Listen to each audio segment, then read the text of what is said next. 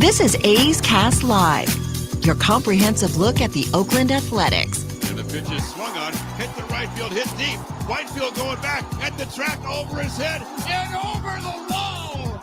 Do you believe that? And 29 other MLB clubs.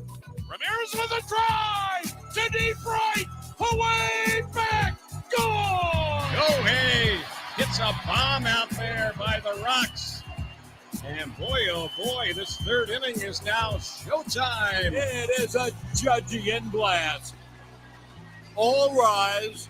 Here comes the judge. Join us as we take you inside the baseball universe, from humidors to spin rates to game-changing moments. We have you covered. Spend your afternoon with us next from the town, only on A's Cast Live. Here's Chris Townsend. Good afternoon, everybody, and welcome to another edition of A's Cast Live. And boy, I got to tell you, thank God for this guy. Thank God for all of you. We are lucky to be on the air today. As you see the background behind us, that means we're in San Francisco, NBC Sports, California today, as the great Brody Brazil has called in sick. So they obviously call me, and we've got to scramble and make it happen. So we were not planning to be here today. We're planning to be at the friendly confines of the Oakland A's travel studio. And we found ourselves having to drive up 280 today, and 280, 101 to the 280 extension.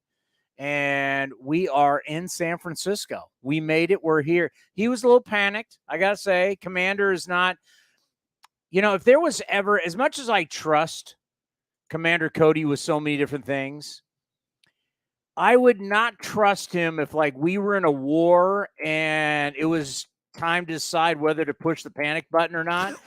Commander Cody wouldn't be that guy. He wouldn't be my John Elway. He wouldn't be my Joe Montana. I would not trust Commander Cody. 2 minutes left. We got to drive the length of the field and score a touchdown.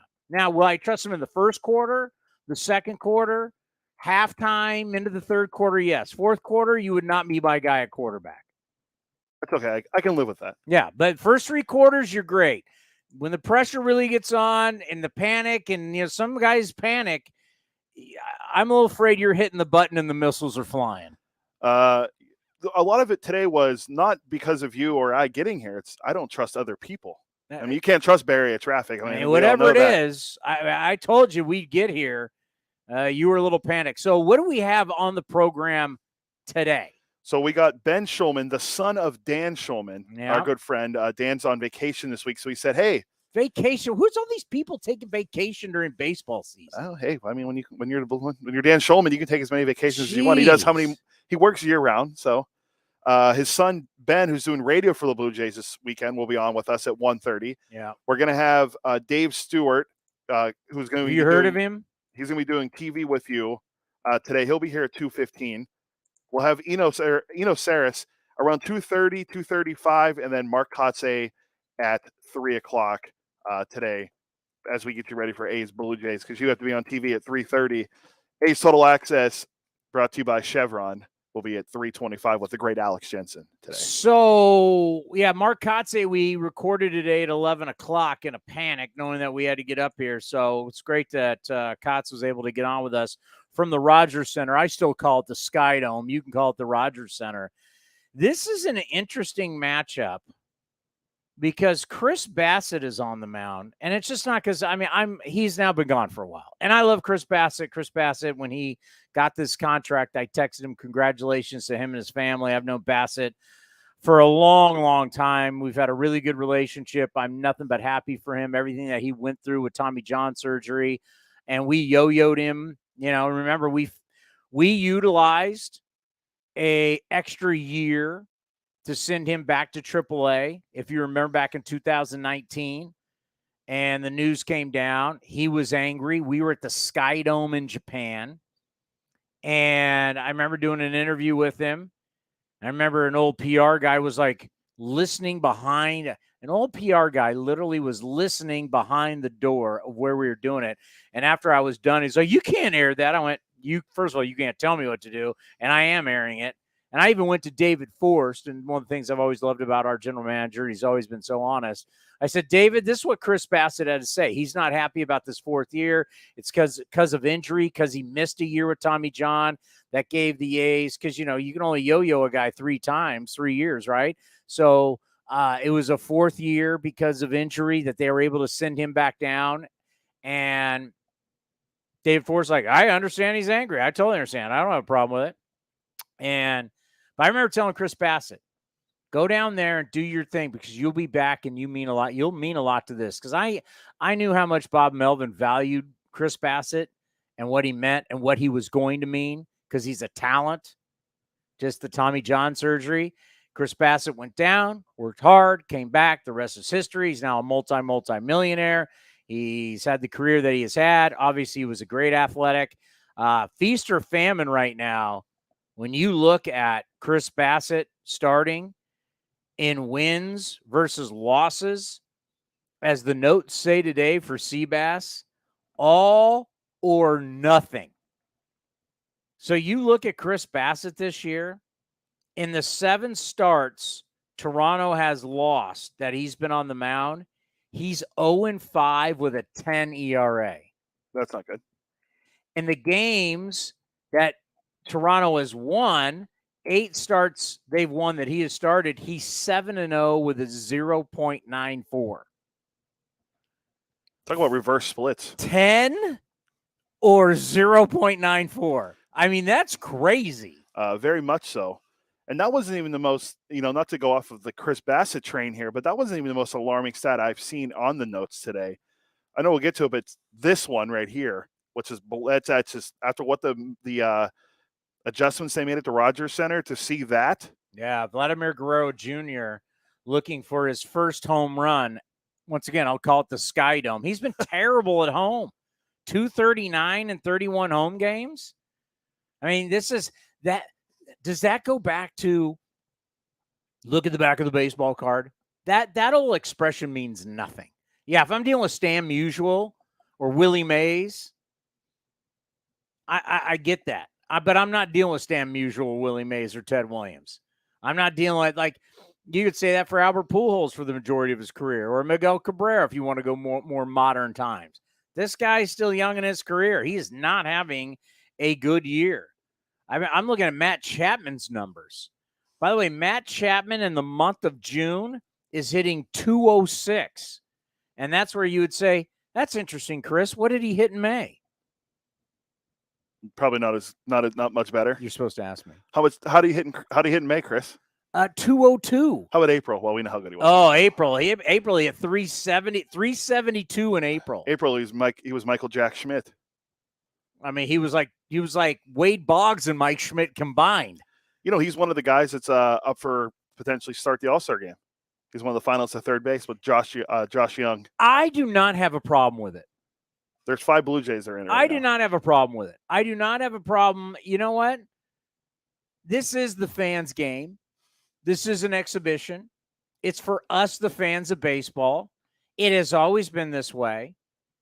If you're old enough to remember, the only way you were able to vote is you had to go to games. That's why it meant so much. Back in the day, getting elected to the All-Star game meant a lot because you were voted in by fans that were at Major League Baseball games, not random kid sitting on his computer voting as many times as he can. People who actually had to pay to get into the ballpark are voting for you. So if somebody was old and didn't have the numbers anymore and got voted in, it's out of respect. Back in the day, the fans truly vote. Fans that went to games, you have so many hundreds of thousands of people who vote for this thing who will never step inside a Major League Baseball stadium this year. So the vote obviously is different. We want to get onto people's computers, on their phones, and wanted everybody. So you know what? This is a system you created. We still want it to be about the fans. I want it to be about the fans. And you know what? That's one of the perks of playing for the Blue Jays. You've got a whole country behind you.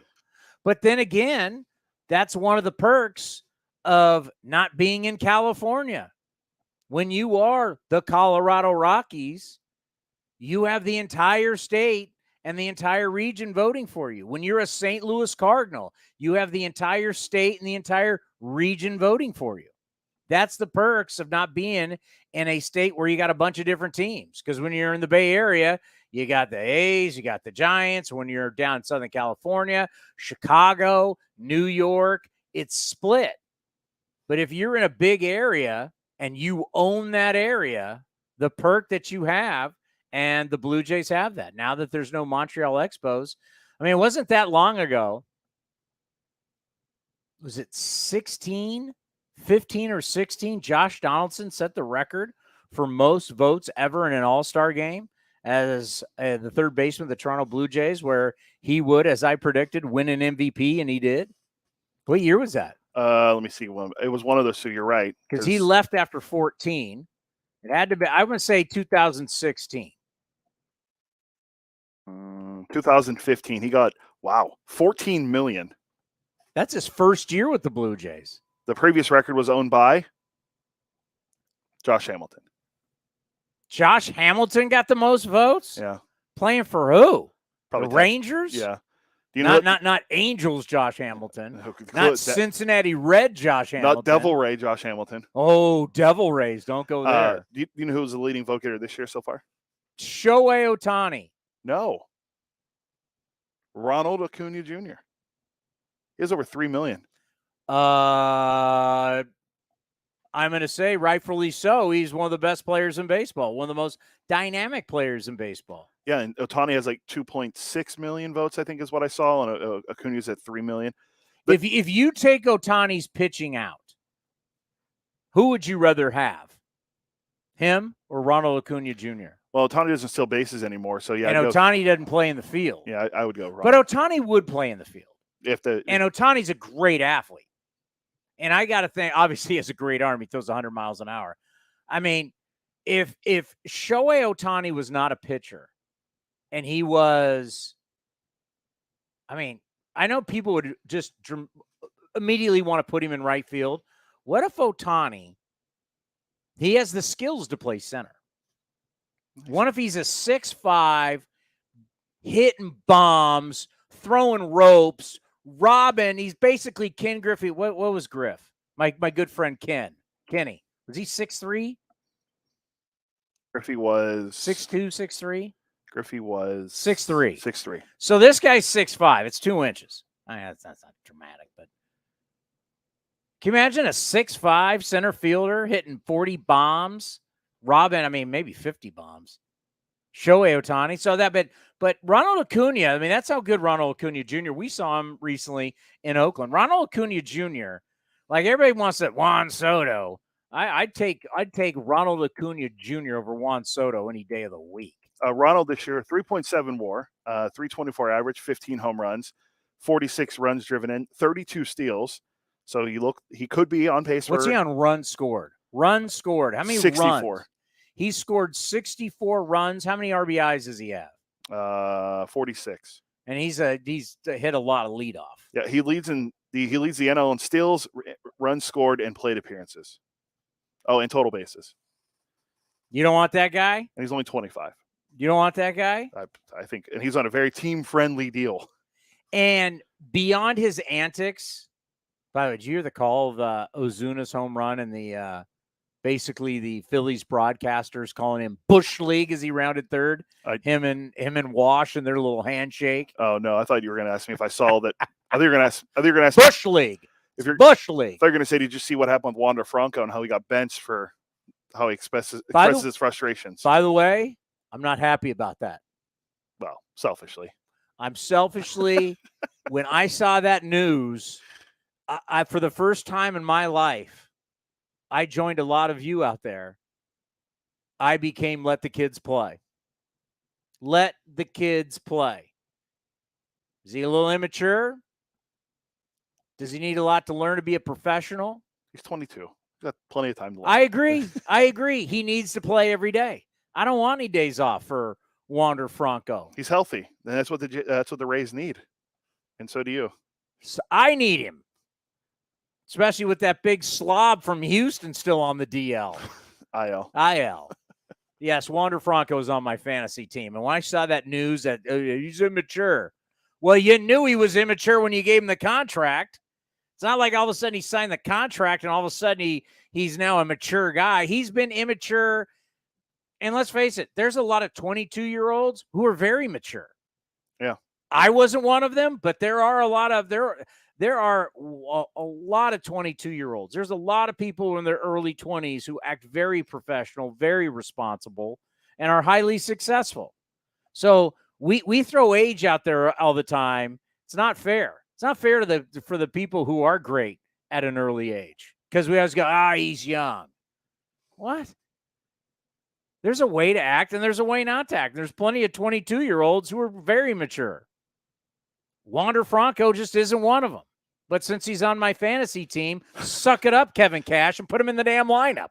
Yeah, as we take this all full circle back to the Jays, what I was getting always at, comes back to the host. And get that slob, Yordan Alvarez. What? Put the fork down and start getting on a better diet and get in shape and be the run producer we need you to be this season. Yeah, the Astros are they're not the same without him. That's true. Bregman's not hitting either. Either's Altuve. Remind me, Robbie Manfred, about his conversation about the Astros. Will you remind me on that? Well, yeah, I have it on the playbook. Yeah. Woo. But full circle. Woo. Good host always brings it back. We said this is bogus. Giving these guys immunity is absolutely bogus. We said it on this show. And by the way, we are a show that's owned by a Major League Baseball team. I'll throw it out there. The stuff we talked about was a little uncomfortable for people. Now, no one told us to stop, but we knew it was a little uncomfortable because, it's like today here at NBC, they have Starbucks coffee. We're all basically a Starbucks. So it's basically one Starbucks was really highly critical of another Starbucks, highly frowned upon. But we said, listen, we're going to stand our ground on this. We're not saying anything that's not being reported. We're not trying to break any news. We're giving commentary. We are a talk show. It's a multimedia talk show that you can watch, you can listen to, and we are going to be honest about the situation that happened in Houston in 2017. They're obviously getting fined $5 million. The general manager lost his job. The manager lost his job. So clearly baseball thought there was a problem, and we're going to address it. And we did. Made people uncomfortable, but we did. And we talked about, wait a minute, how are you going to give the bank robbers immunity? By giving them immunity, you basically said it was okay to rob the bank, to commit the crime, to take the money, which is winning the World Series and getting the ring, and being good. But all you got to do is tell us what happened, and all is forgiven. So the bank robbers got to commit the crime and keep the goods that they robbed, and they got away with it just by ratting out the front office, which still to this day, front office people do not want to take full responsibility, and they still are like, whoa, the players were doing it. This is Alex Cora and Carlos Beltran, and it's the lower level employees that did it. Well, the lower level employees got to keep their jobs, got to keep the money, they got to keep the World Series rings, and now Rob Manfred is finally admitting, maybe that wasn't the best idea. Yeah, when I saw that article put out by, was it Evan Drellick, our good friend, who covered the whole Astros cheating scandal. Phenomenal. Evan Drellick, who used to be with the Houston Chronicle, now with the Athletic. I don't know if that's real journalism. You want real journalism, where I've called out some of the journalism lately that's been going on around us. What Evan Drellick did with Ken Rosenthal on the Athletic, the Houston situation, that was real journalism. And he was in the market. He told the truth about everything, whether it made some people uncomfortable or not uncomfortable. It could, because there were times where, it wasn't just all hammering the Astros. He gave what was exactly happening, and it was honest, and it was great journalism. That was real journalism right there. And he wrote a book, Winning Fixes Everything. We had him on last year when the book came out. We started reading it. It was very fascinating. Everything he covered with them. But he wrote the piece in The Athletic about Rob Manfred's comments because Manfred, I guess, talked to Time magazine about the immunity and all that. So that's where that kind of came from. So, but Evan's done him and Ken Rosenthal. It was mainly him, but Ken was a part of it too. They did a great job covering this whole story. Because I remember when this was all going down, I remember we were going to have Reed Ryan on, who was the president of the Astros at the time. And then literally all this stuff came out. I was like, well, I think I'm going to have to cancel this one. And he was like, oh, no, like I'm still going to do it. I'm like, yeah, I'm canceling on my end. No, sorry. But you know what Manfred did? He's going to say that now. But really what he did, and, you know, we don't like commissioners. Doesn't matter the sport. We don't like commissioners. Yeah, Gary Bettman gets booed every time he goes anywhere. We don't like commissioners. They've just made a controversial call about what they're going to be doing with certain jerseys in the NHL. Yeah, that came up. So where they're yesterday. going, the NHL is like, you know what? We're just going to wear what the team wears. We're going to stop with all the stuff that's outside of hockey, bringing it into hockey. It's essentially, it's marketing people have brought things into the game, and it's now gotten uncomfortable. Is that a good way to put it? Yeah. It's not the players. It's not the I was about to say baseball ops, but they don't have baseball ops in hockey. The hockey, it's not the people who are around the team who have brought all these things to the team. So what you're going to start see leagues doing, saying, you know what, just stick to playing the games and promoting the games. And hockey's really the first ones baseball's kind of said that, but hockey's the first one going, yeah, we're all just going to stay in our lane and play hockey. Speaking of hockey, Patrick Marleau hired back by the Sharks to be a coach, the player development, I think, something like that, front office. There you go. There's your Sharks news. Draft a week away, less than a week. I mean, there's some controversial going on in our neck of the woods. Not here in San Francisco. San Francisco has enough controversial stuff going on right now. In our neck of the woods, something about SAP Center and they need parking or something. Are they going to get rid of the park next to SAP Center? I'd have to look into that one. There's something going on. I don't know. I've been getting these news alerts. But anyways, again, still full circle back to the Blue Jays. Where was I talking about? Yeah, I was going to say the Jays have 5 guys that are up that are in for the final voting of the All-Star game. Can you name who they are? They're all position players. This isn't pitchers. Yeah, you can't. I'm going to go Matt Chapman, Vladimir Guerrero Jr., not Dante, but Bo Bichette. If you can get these last 2. You told me Kevin Kiermaier. Yep, can you get the last one? Friend of the program.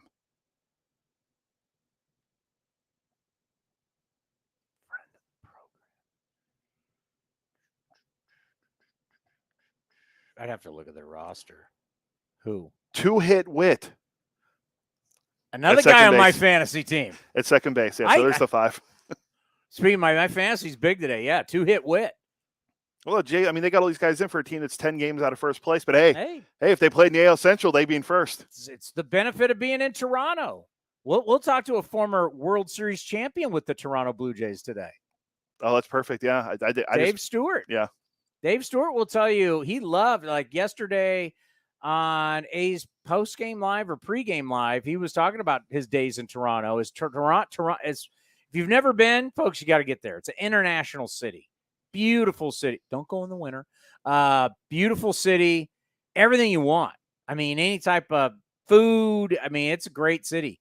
Dave Stewart will tell you about, and those teams were phenomenal. They're pretty good. Oh, my God. You got Robbie Alomar. You've got Joe Carter, the great Devon White out in center, John Olerud, Ricky Henderson shows up. When I think of great Blue Jays, I think Ricky. Paul Molitor. And then it's Dave Winfield, Hall of Famer at DH. Then they had Paul Molitor, Hall of Famer at DH. You had guys like David Cone, Jimmy Key. They had all kinds. Juan Guzman, Hinkie and Ward in the bullpen. Don't make me go off on the early night. That's a little too early for your time. Isn't when early 90s, Kelly Gruber at third. Isn't where Al Leiter started his career? Was it Al a Blue Jay? No, Al started as a New York Yankee. That's poor Al Leiter knowledge by you. Al Leiter was a Yankee. Oh, okay, but he was on the Blue Jays when they won the World Series. But he wasn't a prominent. Guy until he wasn't a prominent player in our game until really Florida. Yeah, he got the World Series. He was on the 93 team. Yeah, but he wasn't like He had 105 innings. He got a ring, right? He started in what, 4 games? He started in 12 games, 34 games overall. No. Game started. 12 games. Yeah. He pitched. Yeah, he started in 12. He wasn't a prominent player, but he got a ring. Yeah, but it was really 97 is Al Leiter when he gets a ring with the one of the great. By the way, the Marlins team right now is the best Marlins team since the 1997 Marlins. Yeah, they're pretty good. There's that Arise guy, the next the modern day. I'm not going to say Ted Williams like everyone. He's Tony Gwynn, like you said. MLB Sirius XM radio. I don't know if today was like the main guys have a day off, but they had guys on today. A guy literally compared Luis Arise, who's having a great run. I would do nothing but love to watch him go for 400. That would be awesome to watch. And to watch, I've been to the ballpark in Miami. To watch the Marlins stay hot and be in this thing and truly battle the Braves. So it's not the Mets with the highest payroll of all time. I'm loving watching that fall apart. It's not the Phillies, who are very, very flawed. They're not hitting their way out of this one. If it was the Marlins and the Braves, it would be a great story for baseball. And to have Arise really take a shot at hitting 400 when batting average has been thrown under the bus and everybody told you batting average didn't happen and our game truly became a 3 true outcome, strikeout, walk, home run game, to watch a guy be celebrated hitting for average and being such a productive player. He's having an incredible year. I mean, he's one of the top guys hitting with runners in scoring position. He's been a huge run producer. He leads on base. It would be phenomenal for the game of baseball. I would root for it, Arise. But someone actually called him, hey, he's modern-day Ted Williams. Do you not understand? We got too many people now who are getting into position that don't understand the history of this game. You're talking about a man that was one of the greatest sluggers in the history of the game. Luis Arise will never be known as a slugger. When you look at who would be the modern-day Ted Williams, that would be one Barry Bonds. When you look at numbers of on-base slug, there's only guys like Ruth, Bonds, Ted Williams. They're in the echelon, and I know Barry is not in the Hall of Fame, but if he was, there's an upper echelon of Hall of Famers. There's the Hall of Famers, and then there's this select few that are up here that did things that nobody else ever did. They put up numbers nobody else did. And now what's great about watching guys watch video and go, man, do you see the way Ted Williams, the bat speed he had with the bat that big? Oh, could he hit today? I don't know. Do you think Ted Williams could hit James Caprillion? I'm gonna lean towards yes. I think so, yeah. Do not compare Luis Arise to Ted Williams. That's ridiculous. But I would totally champion him going for 400. What time are we at? 128. Okay. So we're going to be talking Blue Jays here. Yes. Do you want to break or do you want to go to Ben now? Are we calling him? No, he's already here. Is he ready to rock? Yeah. Let's go now. All right. We have it from the Rogers Center. Hey, guys. How's it going? Wonderful. How are you? It's so great to have you on from Canada. How's everything going in the Great White North, as we like to call it? Everything is good. It's predictably rainy today. It's actually been a pretty nice summer, but it's going to be a roof closed day up here, unfortunately, I think. But everything is good. Blue Jays had a long trip, so I think fans excited to have them back in Toronto and back playing in front of the fans. Yeah, I got to tell you, when I'm looking at the notes going into today, I was pretty shocked. And obviously a lot of A's fans and baseball fans here in the Bay Area are not going to know this, but Jays have hardly played at home this year. Now, that's like a bad thing to start, but that kind of like, as we know, everything averages out. So when I look at the Jays right now at 41-35, not off to the start you want, but this has to mean that you've got a ton of backloaded games that are going to be at home. Yeah, I kind of think it's like having a week 12 bye week or something like that. You don't want it at the beginning of the season, and then all of a sudden you're a lot more rested than the other teams that you're playing against. The Blue Jays have played 44 games on the road already this year. It's a lot of games in some tough spots. They were just in, you were talking about Luis Ariz. They were just in Miami, before that in Texas, before that in Baltimore, and at least 2 of the 3 of those teams, if not all 3, are going to make the playoffs. So I think for the Blue Jays, there's especially a window coming up here before we get to the All-Star break where they play at home a lot and not against their own division a ton. And as all of baseball has seen, the AL East has been pretty tough this year to pick up wins against other teams. So to have this stretch coming up where they get to play a lot at home, a lot out of the division, I think will be, a chance for a big run here to change the record. Yeah, we talked about that a lot early because when you look at the best winning percentage in the wild card era for divisions, if you go back to 01-02, the all-time leaders are the AL West, and that's back when you had the A's are winning. I mean, the Mariners won 116 games, and the A's won 102. Think about that. They're the wild card team at 102 wins, and the Angels were good. So 01-02 was the best we've ever seen as a division winning percentage. But right now, this AL East is about to break that, and they would be the best winning percentage. And I just look at the Jays, won 31 of 50 games against non-AL East. We talked about it. It's like the rest of baseball is going to have the AL East unleashed on them as you guys don't play as many games against each other. Just talk about that, how the Jays have been loving not playing in the AL East. Yeah, it's a mix of, they've played incredibly well outside of the division and not very well in it. I mean, there is no team, in the division right now with a worse in-division record than the Toronto Blue Jays, who are 7-17 against divisional opponents. So beyond any other year where, typically the division's tough. The Red Sox, the Yankees are spending about as much as anyone you're going to see. The Rays have been about the class of baseball, at least in the regular season, for a long time now. So I think the ability to not have to play those teams 19 times a year, to not play the Yankees, then the Rays, then even, a pesky Red Sox team at the bottom of the division, it allows the Blue Jays to be favored in a lot more series than they typically would. I do think there are some people here who miss the rivalries a little bit. As you guys know, there's something special about the teams you play in your division, especially when, teams are really competitive and you're fighting for that division crown. I don't think the Blue Jays and Yankees, who are jostling in 3rd and 4th, will play against each other again until September. But I think the Blue Jays are not complaining right now with how good the division is. The fact that they can, even take on a team like Miami, who's good, but just is not necessarily at the level of some of the teams that you're going to find in the AL East. I think it provides a bit of a breather from what's otherwise a gauntlet division. Yeah, we've talked about how, there is a legitimate case that you're going to have somebody's got to win the AL Central. I hate to tell everybody that, but somebody's going to win it. Obviously, it's going to be a battle out here out west.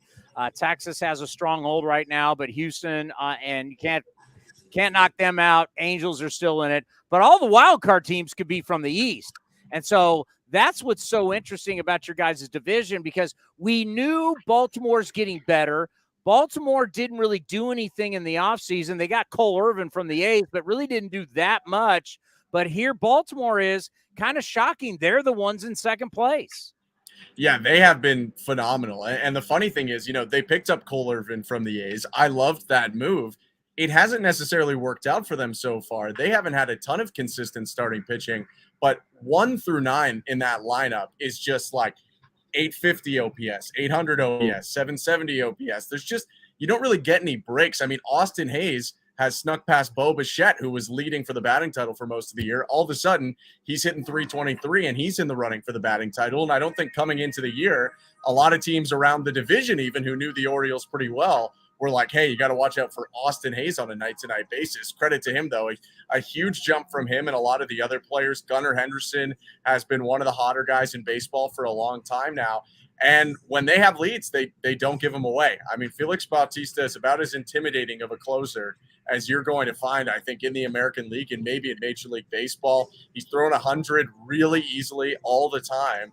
And they have, strung together a really impressive start to this season. I do wonder with their starting pitching situation. I think they're fine, but not necessarily maybe the rotation that you would expect out of a team 17 above 500 right now. I wonder if either that normalizes or if, hey, they go out and add a starter or two with the fact that they have about as much depth in the farm system still as anyone else.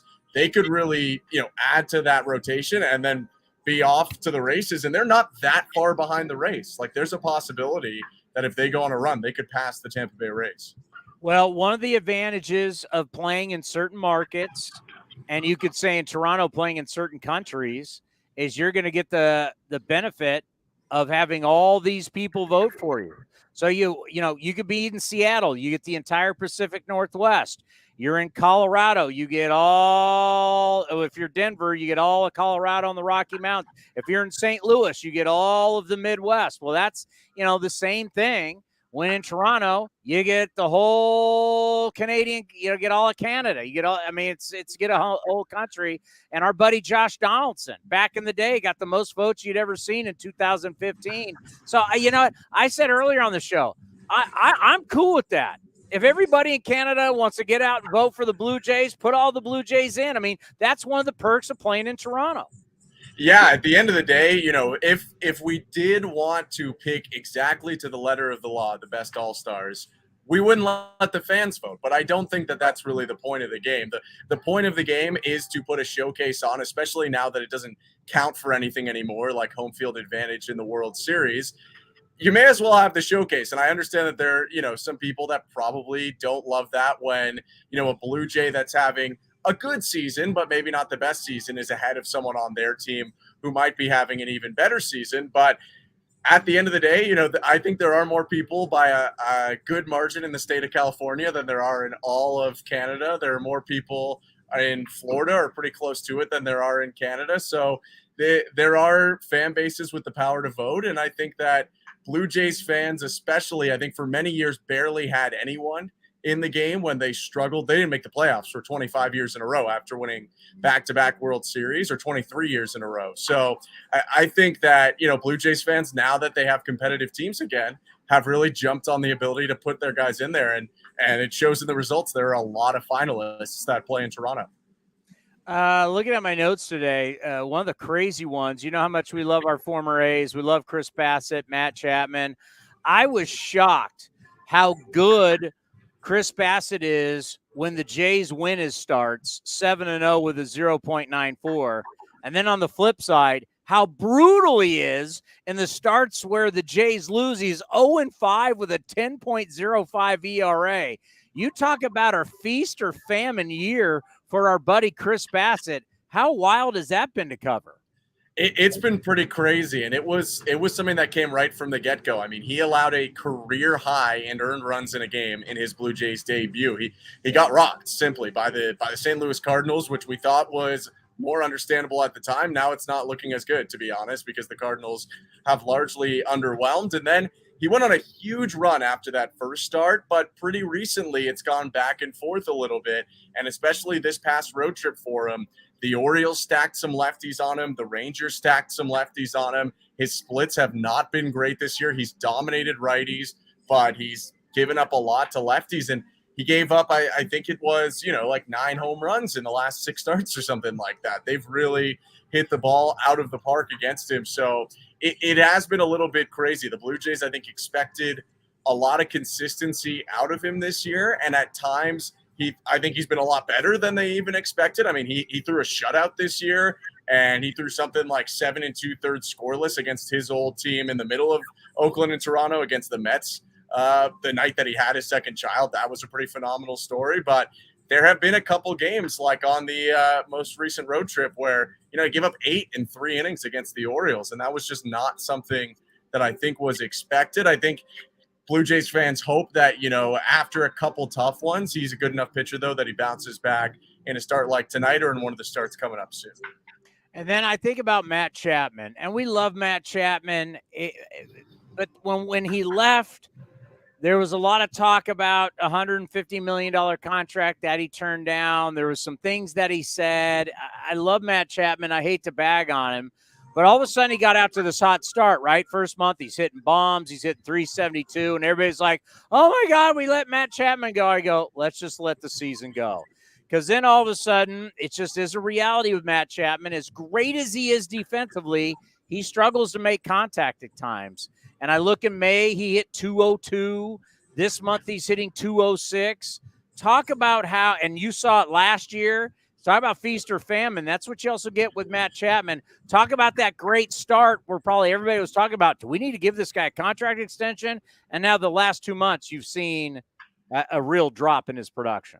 Yeah, he's been a streaky guy in his now year and a half pretty much as a Blue Jay, but this year has been, I would say, even far more obviously than last year. He was the American League Player of the Month in April, and he was really catching every fastball that they threw at him. There were a lot of elevated fastballs because that was something that he had struggled with at times last year and produced some of those strikeout numbers. And all of a sudden he was all over it, and he was going to right center a ton with those. He would hit a lot of those balls to right center, and then when they gave him breaking balls, he'd pull them out of the park.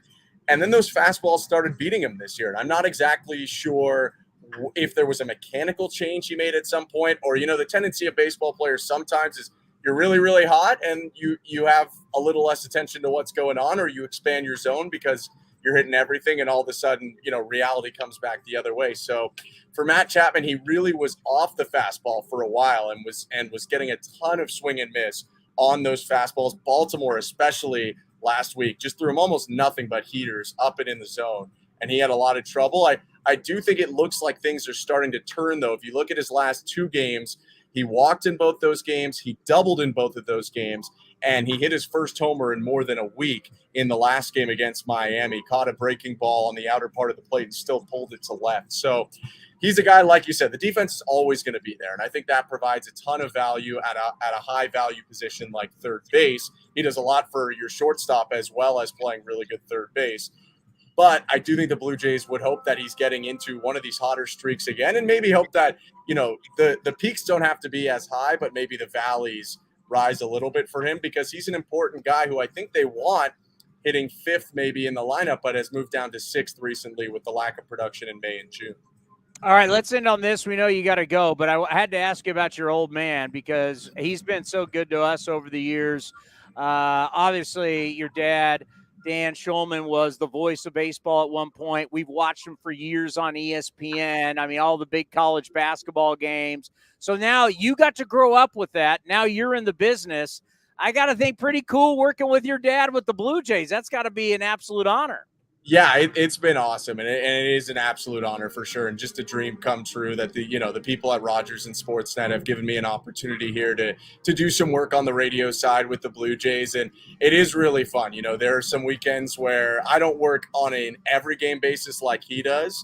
I'm more of a couple times a week filling in for people in different spots, but there'll be times where we drive down to the ballpark together and drive back from games and stuff like that. And when I went to school, part of my school career was right in the midst of COVID, so I didn't really get to see my family much at all at that point with border restrictions, and I was at Syracuse, so I couldn't cross back into Canada a ton. So it was really, really fun to get this opportunity and to have him in and around and just, be able to share some of these experiences together. So he gets the weekend off this time. He's, getting to do some recreational stuff this weekend, but it has been really fun throughout this season to work alongside him and just get to share that experience together. You got better hair than he does. I do. I easily got the hair on him. Well, we love your dad, and it's great to have you on for the first time. Let's do this again a lot because obviously the AL East is the big player this year in the American League. Great stuff. We appreciate it and enjoy this series. Thank you so much. We come on anytime, guys. Take care. Ben Shulman, the son of Dan Shulman, who, Dan has been coming on our show for years. He's one of the great voices in the game of baseball. He was Sunday Night Baseball for all those years. And we normally have Dan on. He's like, I'm having the weekend off, but how about my son? And we're like, of course. And the Jays haven't had a lot of home games. It's kind of crazy. But that always, you know what? And so we always say it adds up towards the end. Everything evens out. The Jays, they have the 3rd best home record in the American League at 19-13. Their 32 games played at home are tied for the fewest in baseball, only with the Phillies and the Mets. So that means they're going to have a lot of games coming up here at the Rogers Center where they got to make hay because this thing is just a beast, man. When you're looking at Tampa's at 52-26. The other day we had that note for you. I think I had it in the broadcast, or maybe it was here on A's Cast Live, where we talked about Tampa is on a pace of what the 1998 Yankees were on. And the 1998 Yankees is modern day baseball, the best team we have ever seen. I don't think there's anybody even close. 114, right? 114 wins that year. Whatever it was. Yeah, and won the World Series. I don't think wins, really, it's not wins that define that team. It was the fact that they were just so unbelievably talented. Veteran roster mixed in with some young guys who were coming into their prime. Just the way the team was built. Dave Stewart, who's going to be here at 2:15, can talk about it because he was the pitching coach of the Padres that played them in the World Series. He knows how good they were. I mean, that team was just absolutely stacked. But that is how good Tampa's been this year. They're 52-26. Baltimore right now is 4.5 games back with 45 wins.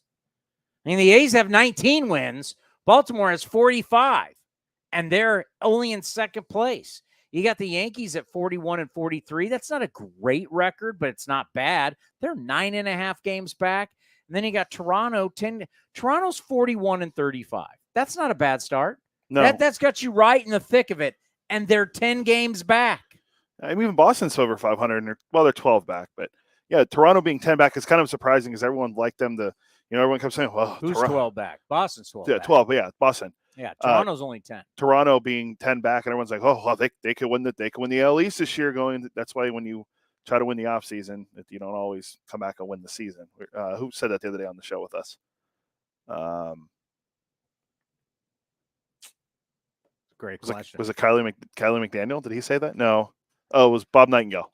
Nightingale said it. Every guy that Kylie McDaniel that we had from the Combine. How was that Combine experience?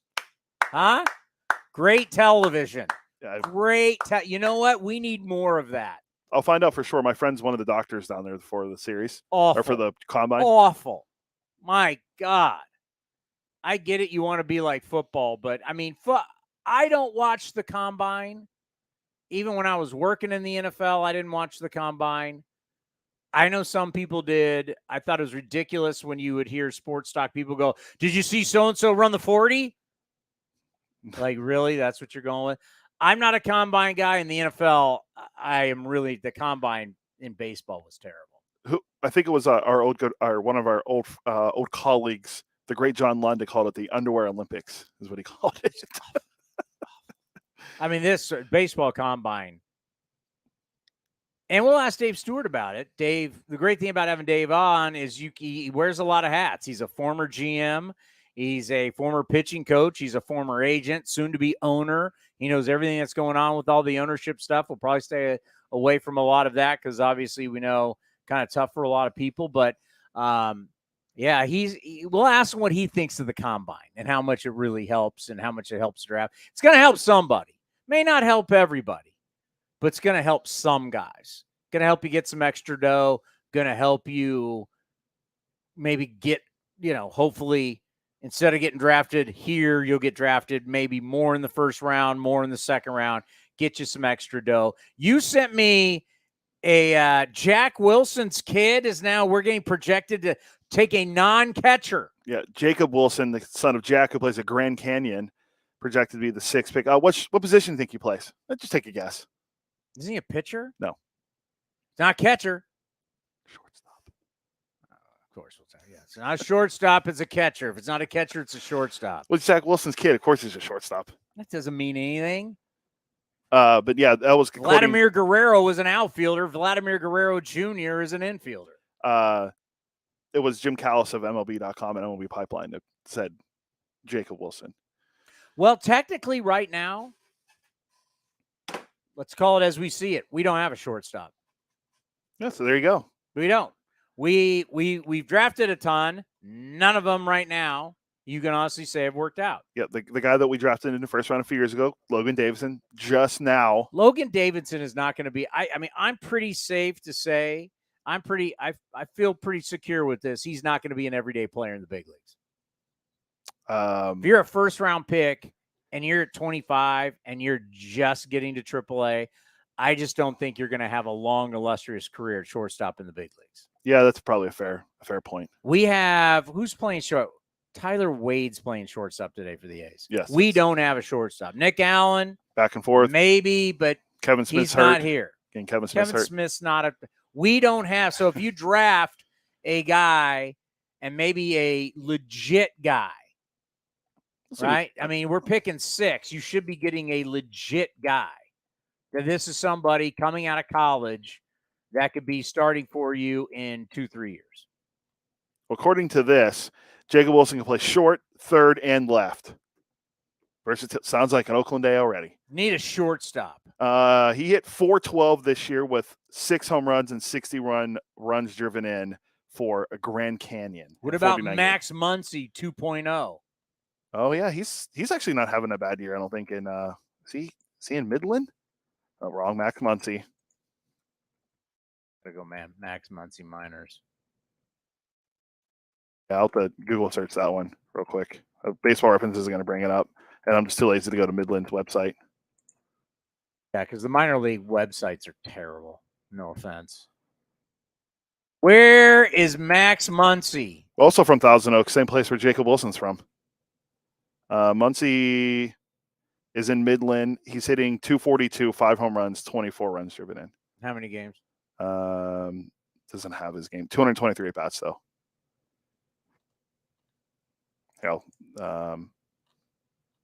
This is just sad. Sorry. He's at Lansing. He's at High A. Isn't it just sad? Every single time you look at minor league numbers, guys just don't hit. Guys just don't hit. The hit tool. That's why I want to see Luis Ariz hit 400. Just guys don't hit. It's frustrating. Who's our Midland? I don't know who our shortstop in Midland would be. Well, it would have been Logan Davis. I don't know who it is now. The kid we got from the Blue. Hernaiz from the Orioles. Daryl Hernaiz. He's actually supposed to be doing really well. He was hitting over 300. Let's see. Last time pulling up Midland right now. He is hitting .330, 5 home runs, 35 runs driven in AA, 57 games. Okay, that's pretty good. We have to look up, because I remember doing a report on him, and I looked up the play-by-play guy, Hernaiz, not Hernaiz, Hernaiz. I know David Force has called him Hernaiz, but the local guy called him Hernaiz. Between him and Soderstrom, everyone says Soderstrom. It's Soderstrom. Soderstrom, Hernaiz. Just get to the big leagues and do something. But I'll tell you what, though, if this Hernaiz turns out to be the guy, and we got that for Cole Irvin, that is a sweet deal. And he's relatively young too, right? He's like 20, 21.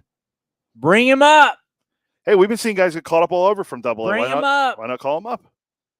You got Tyler Wade going today, hitting 200. He was hitting like 203 in Vegas too. It's like he was. And then there was a move today.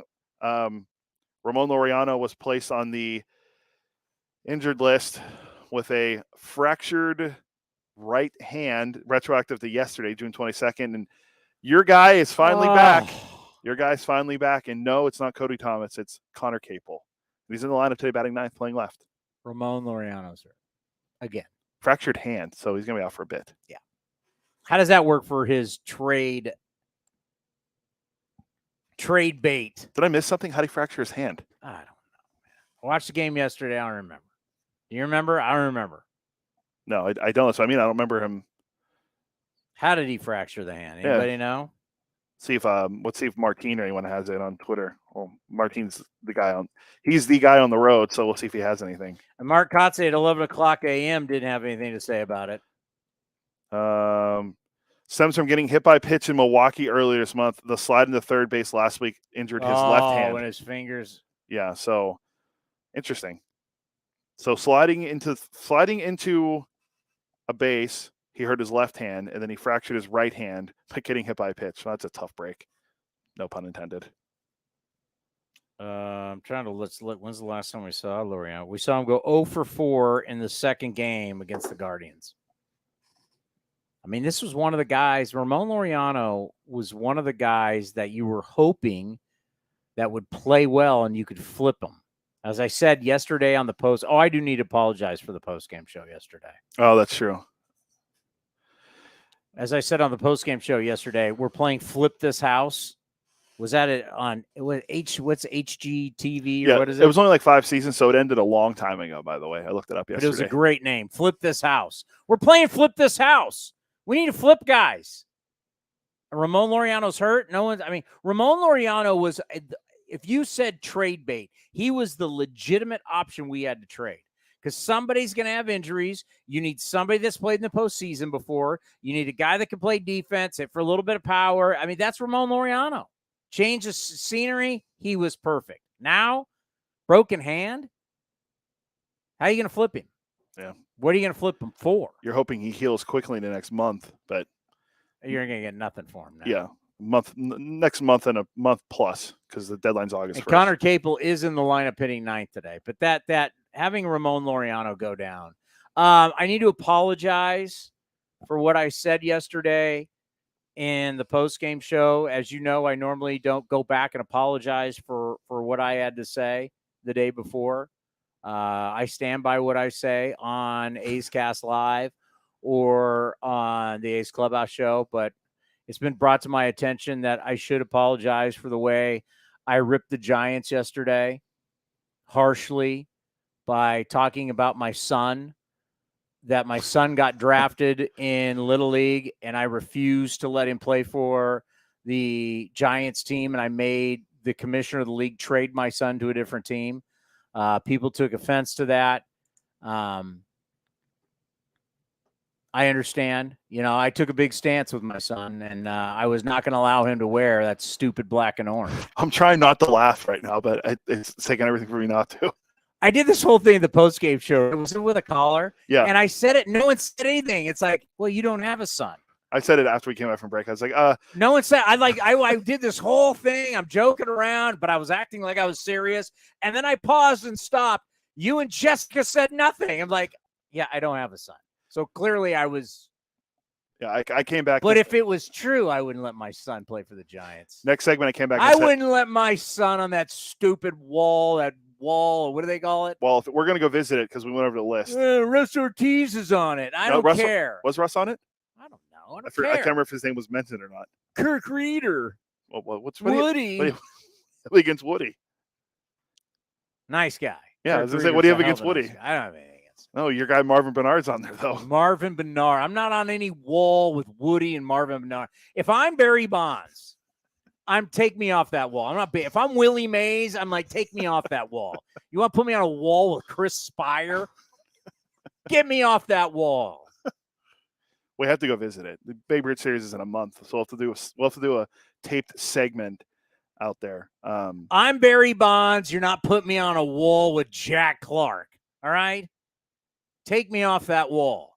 I can't even believe Willie Mays even allowed them to put him on that stupid wall.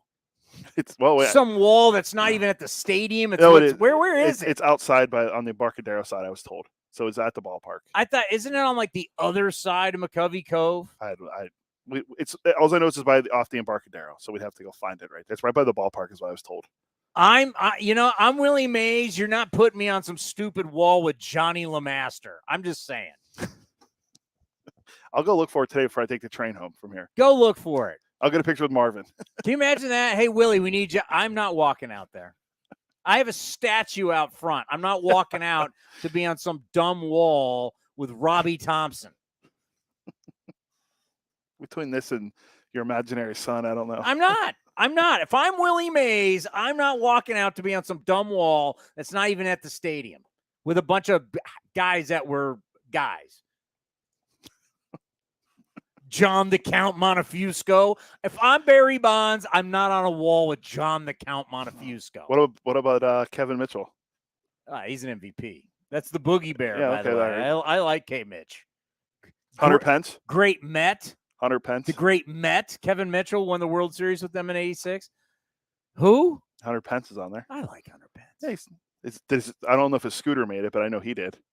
Did a scooter make the wall? What if it pictures him riding the scooter? How big does the spot have to be for Panda on the wall? Wow, too soon. Shots fired.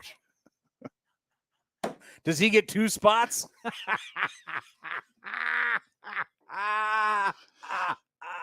You're a stupid wall. Yeah, Pablo Sandoval. Is he on the wall? He's not on there yet. How's he not on? How's Hunter Pence on the wall, but Pablo Sandoval's not? Sandoval won 2? Was he on all 3? Oh, no, it was 2, yeah. He was in the Red Sox after that. Yeah, he was on 2 World Series championship. He's not on. Pablo Sandoval. And you could probably get a pizza sponsor for it. 3-time World Series champion. No, he was on all 3. He was on all 3? Yeah, he left after 2014, so he won in 14, and then he left. If he would have just stuck it out one more year with Boston, he would have had a 4th ring when Boston won that title in 2018. Well, he ate himself off the roster. He ended up still having a nice career, 278 career hitter, 153 home runs. How much money? He made over $100 million easy because he signed 95 with Boston. Would he play 2 years? And they ate the contract from the play as a Giant. A lot of people ate that contract. $114.6 million. I mean, the Braves signed him for $1 million. Hey, where's the giraffe now? He's in Toronto. He's off the injured list. I think he came back yesterday. Is he the leading vote getter in the American League? I don't think he's one of them. When is the Giant series? The July 25th, I believe. I think it's here. Then I don't know when we actually play them in Oakland. I forget when the date is. Do we have to go? Can we just come here and do the show? Well, we're not actually going to go. I'm saying we go over there when we're here, like another day when we're here, which is one coming up. We go before we come here, go over there, tape a segment with the iPad. I hate going to that ballpark. It's a total mess. Well, we just stand outside by the wall and 3rd and King. It's a mess. Yeah, I say it. I'll be the one guy in the Bay Area to say it. I don't love it. Well, now you're crapping on going to Chase Center too. It's right there. Don't love it. Haven't been to a Warrior game since they left Oakland. Oh, Paul, I said it. Chris Paul's there now. You might want to go watch him. Who? He's still in the league?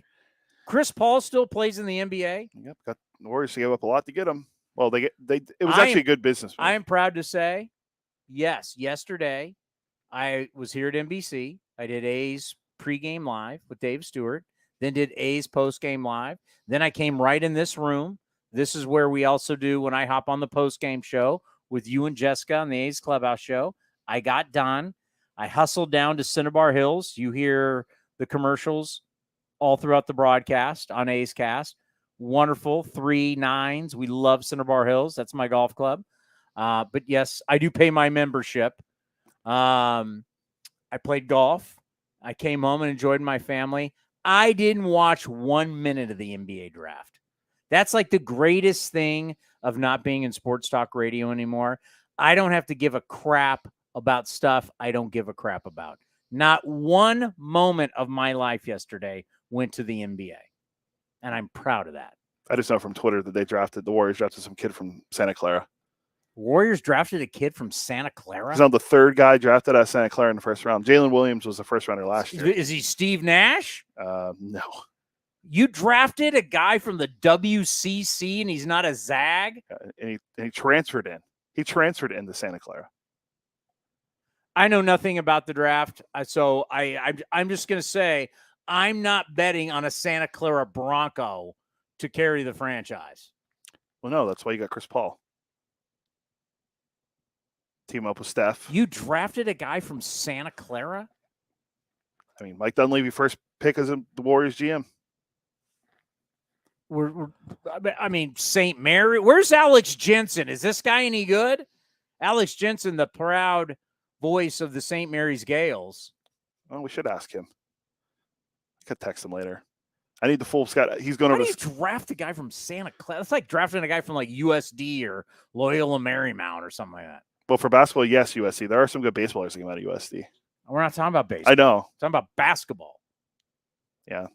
I couldn't tell you last time a guy from USC made the NBA that I can remember. No, not USD. Yeah, USD. It sounds like you said USC. And then, the only guy I can remember from San Diego State that was big was Kawhi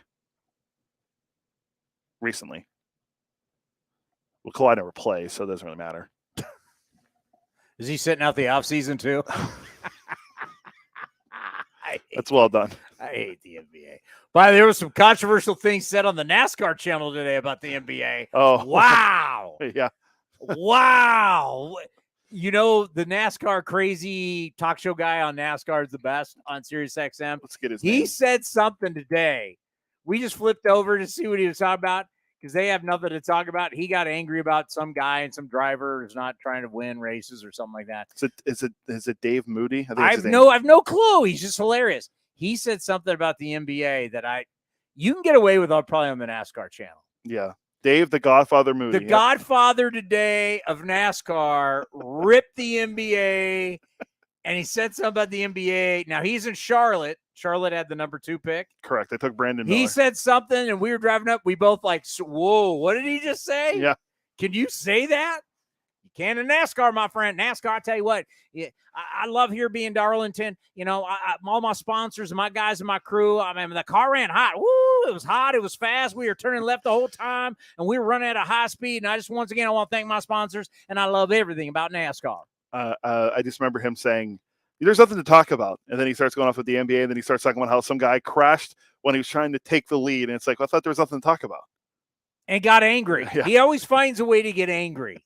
He's like like the fake professional wrestling interviews where Macho Man was always angry. And now Hogan's angry. And now Ric Flair's angry. Everybody's always angry. This guy's always angry. Actually, it's kind of like me in the postgame show. Yeah, I heard your one the other day about the whole sequence with was it the Aletnis Diaz sequence? Ramon throwing it, and then. Am I the only one watching these games and sees this stuff? Because no one else talks about it. I almost feel like we're at a point I'm the only one watching games. Oh, I saw it. You were on it. Like yesterday, the big but thing. No one else has an opinion on it. Like I say it, and people are like, "Huh, did that happen?" Like, are you not? I don't think a lot of people, when the team is bad, are watching for the little things. I think it's real easy to have it on in the background, to listen to it. You're barbecuing, you're doing whatever. Television, you're doing whatever. You're. It's in the background. Mm-hmm. But watching the actual pitch by pitch, play by play, what the hell is going on? I don't know how many people are still doing that. Well, I am, and certain things drive me nuts. And that play by Aletnis Diaz to this day still drives me nuts, and it was a couple days ago. That's not a winning play. And probably a lot of you go, I have no idea what you're talking about. Exactly, because you're probably not watching, and I get it, but I do. Even though the team is 9-58, I'm still watching every at-bat. 19. What'd I say? 9. 19-58, I'm still watching every at-bat. I'm still watching every game. And stuff still drives me nuts. Like the two big things from yesterday's game. Rios' debut. And Yaxel. Yeah, and then the other one that no one wants to talk about that we brought up, and we talked about it a little bit on the web, Shea Langoliers and how bad he's struggling. Shea Langoliers is in the lineup again today. Do I need to go over the numbers? Yeah. Hey, do I have a pen? Update me. So I'm going to give you. Where are we on the Brent Rooker? Is it last 32? Last 33. Last 33. Okay. So, okay. 173. 173. Still 2 homers. 2 homers. 9 RBIs. Yep. 44 strikeouts. I know it by heart now. 45 strikeouts? 4. Huh? 44. 44 and punchies. 533 OPS. 5 what? 533. 533 OPS. Can I tell you what he is in the last 6 games? I think I saw the stat, but 1 hit, right? Brent Rooker, is he in the lineup today? No. We're at a point, can't even play him. Brent Rooker, last 6 games is 1 for 20. That is a .050 batting average with 11 Ks. Brent Rooker went from, oh my God, what a great story. I'm so glad he made it over Christian Pache, to a guy that you can't even play anymore. It's not great. Shea Langoliers, you want me to start with June or just his last 10? Let's go June. June, he's hitting 161. Oh my God. 1 home run, 5 runs driven in. Okay. Last 10. Okay. 0.88 It's 0.88, yes. 0.088. Yeah. Okay. 11 strikeouts. That's 34 at bats. He's 3 for 34. My guy Ryan Noda hadn't been swinging it real well. He's in the top 7 strikeouts. Well, I don't know Kelnick yesterday, so we'll say top 8. Last 8 games, Noda's 4 for 31. He does have the 3-run home run, but that's a 129 batting average, 15 Ks in 8 games. That's not good. Is anybody hitting? Yes. Tony Kemp. Aletmus Diaz. Hey, over his last 12, he's hitting 361 with a 928 OPS. Now, okay, give it last 12, he's hitting what? 361 with a 928 OPS. Now, you know why I like that? Because we're playing Flip This House. And if you can flip, if there's somebody out there that says, okay, because I could see as a sales job, I could see saying, Oakland's having a tough year, tough situation.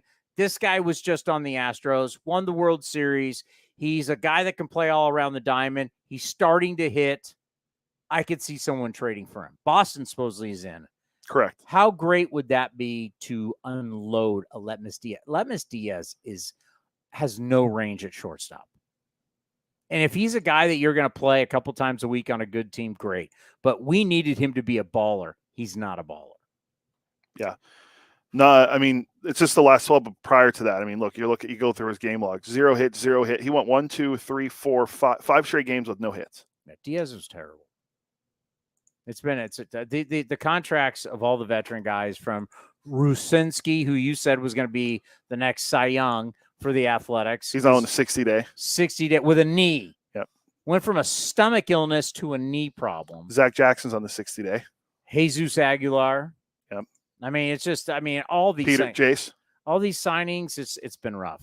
We have a lot to get into with a man that's worn every kind of hat there is. Player, world champion, all-star, general manager, assistant general manager, agent, and future owner in Major League Baseball. He's an Oakland A's Hall of Famer, and he'll join us next. That's the great Dave Stewart. You're watching A's Cast Live. This is Chris Townsend, and it is summertime. You want to look your best, and I can't tell you how excited I am. Commander Cody, we've got our new shipment from Link Soul, all the summer gear. So whether you're playing golf or you're going out for dinner, you're hanging out with your buddies, or you're going to the beach, go see our friends at linksoul.com. And right now they got a deal for 25% off. Check it out. You go to linksoul.com. Remember, in the big leagues, look good, play good. Chevron with Techron has unbeatable engine cleaning power, and it gives you unbeatable mileage for all kinds of unbeatable destinations, like time in the sun at the beach, or time in the sun riding roller coasters, or a day in the sun hiking mountains. Well, probably just one mountain would be enough for a day, but hiking a mountain is still an unbeatable choice for how to spend time. Download the Chevron app now to get unbeatable mileage at locations near you. This is Chris Townsend, and if you're looking for a great place to eat and watch games, go see my friends at the Chicken Pie Shop at Walnut Creek. The Chicken Pie Shop is one of the hottest restaurants in Walnut Creek. You're not going to find a better menu, and come try their world-famous chicken pie that has been served in Southern California for 86 years. Spacious indoor and outdoor dining, perfect for your next private party or corporate event. Don't forget free parking. For more information, go to chickenpieshopwc.com. That's chickenpieshopwc.com. If you're looking for a new mattress, Nest Bedding has you covered. Sleep on the same mattress Hall of Famer Ricky Henderson sleeps on. Nest Bedding is the #1 brand of online mattresses and the Bay Area's favorite mattress store. Take home the Easy Breather pillow. The New York Times calls it their #1 pick. You can navigate their easy-to-use website, nestbedding.com. That's nestbedding.com. Green and Gold fans, use the coupon code Oakland and you get 10% off your entire order. Nest Bedding, love where you sleep. It's Kids Cheer Free all summer long. Bring your kids ages 14 and younger to the ballpark on Sunday home games for free. After the game, race around the bases with Stomper on the same field that your favorite A's players do. Get your tickets now at athletics.com/kidsfree. Hey, Billy, this deck is great for getting everyone together. Thanks. We're really enjoying the outdoor space, especially on a day like today. What's the material? Humboldt Redwood from Ashby Lumber. They gave us a great deal, provided us with a quick quote, and we couldn't be happier. We even found a great contractor through their online contractor directory. Don't miss a day outdoors. Visit Ashby Lumber in Berkeley or Concord to see our stock of naturally strong, naturally beautiful Humboldt Redwood. Find out more at ashbylumber.com for all your building needs. Ashby Lumber. Innovation is at the core of Cal State East Bay, like at our Green Biome Institute, where faculty and students preserve genetic information from California's endangered plants, or how we open doors for local entrepreneurs at our Small Business Development Center. From educators to nurses to STEM professionals, Cal State East Bay has real impact throughout the region's neighborhoods, boardrooms, and the entire economy. Be part of the innovation. Connect with Cal State East Bay at csueastbay.edu/impact. We're almost halfway through baseball season, and there's no better time to build your collection of Topps trading cards. Topps packs feature everything from top stars, rookies, game-used memorabilia, and autographs from players around the league, as well as special inserts and surprises. Visit your local hobby shop, retailers, and Topps.com to collect the newest product of the season, Topps Series 2 Baseball. Follow @Topps on social media to join the conversation and start sharing your collection today. When Northern California businesses need some pop in their lineup, they call the bank rooted in the East Bay, Mechanics Bank. Since 1905, Mechanics Bank has been helping Bay Area and Northern California businesses find success and perform at the top of their game. See how they can make a difference in your business today. Call or stop by your local branch or visit mechanicsbank.com. Mechanics Bank, the official East Bay bank of the Oakland A's. Member FDIC and equal housing lender. Thanks to the Xfinity 10G network, my little brother's friends won't leave our house. When I was their age, internet with basically no interruptions was a pipe dream. You sound like my grandpa.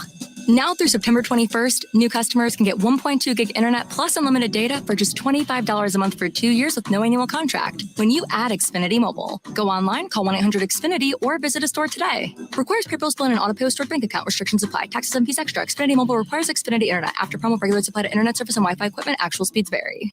See the best fireworks in the Bay Area on Friday, June 30th. Come celebrate the 50th anniversary of hip-hop, showcasing the genre's rich history and global impact of a fireworks show featuring a mix of the best hits from hip-hop legends. After your A's take on the Chicago White Sox, enjoy the best view as you head down to the field for this one-of-a-kind hip-hop fireworks experience presented by Lagunitas Brewing Company. Tickets start at just $10 and are available at athletics.com/tickets.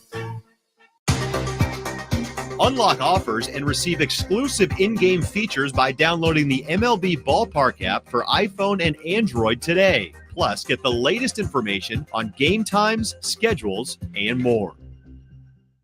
We are right in the middle of major season on the PGA Tour. Hey, those guys are good, but it won't stop you from having a great golf outing at Cinnabar Hills Golf Club. Just a short drive south of fast-paced Silicon Valley, the 27 holes of championship golf will give you and your friends a full day of enjoyment. Plus, a great 19th hole experience awaits at the grill. Not only golf, but Cinnabar Hills is ready to provide a first-class experience for any event. Learn more at CinnabarHills.com, CinnabarHills.com. Streaming from the town, A's Cast Live continues with Chris Townsend.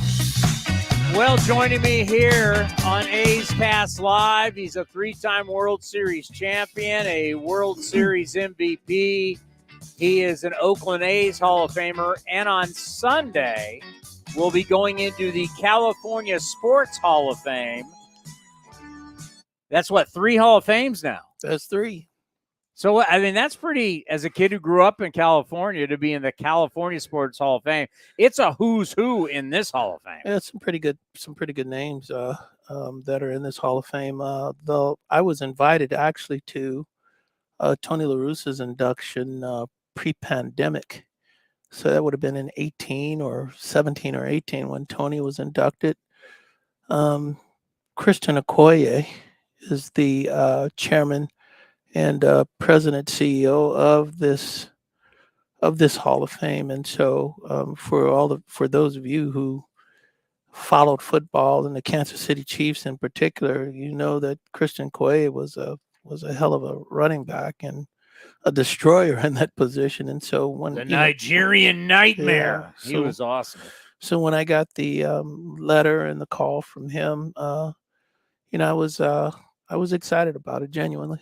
Yeah, well, congratulations. It's a hell of an honor, another Hall of Fame for you. Yeah, it really is. I would never have dreamt, growing up, in the backyard and playing baseball with my brother, and I would never have dreamt of all of the things that have just come in my direction, with the A's Hall of Fame, the Bay Area Sports Hall of Fame, Bischoff, and now California. These are all tremendous honors.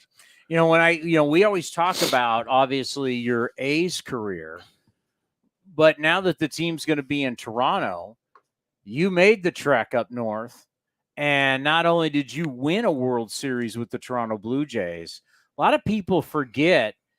I mean, like Cody was too young. I mean, you're talking this Toronto Blue Jays team, whether you talk about the first or the second one, 92, 93, when you're talking about Hall of Famers that, when you're talking about Roberto Alomar, and the first DH was Dave Winfield, and then you had Paul Molitor, you had Devon White, you had John Olerud, Ricky Henderson shows up. I mean, Kelly Gruber, you had all these great players that were there, and the pitching staff was unbelievable, and you had a whole country behind you. Yeah, it was. After Montreal lost their team, it went from the East Coast to the West Coast, all the way from Nova Scotia to Vancouver. And you're right. I mean, when I look back on the pitching staff, it was led by Jack Morris, and I was right after him with Stottlemyre, Henkin, and Gooseman.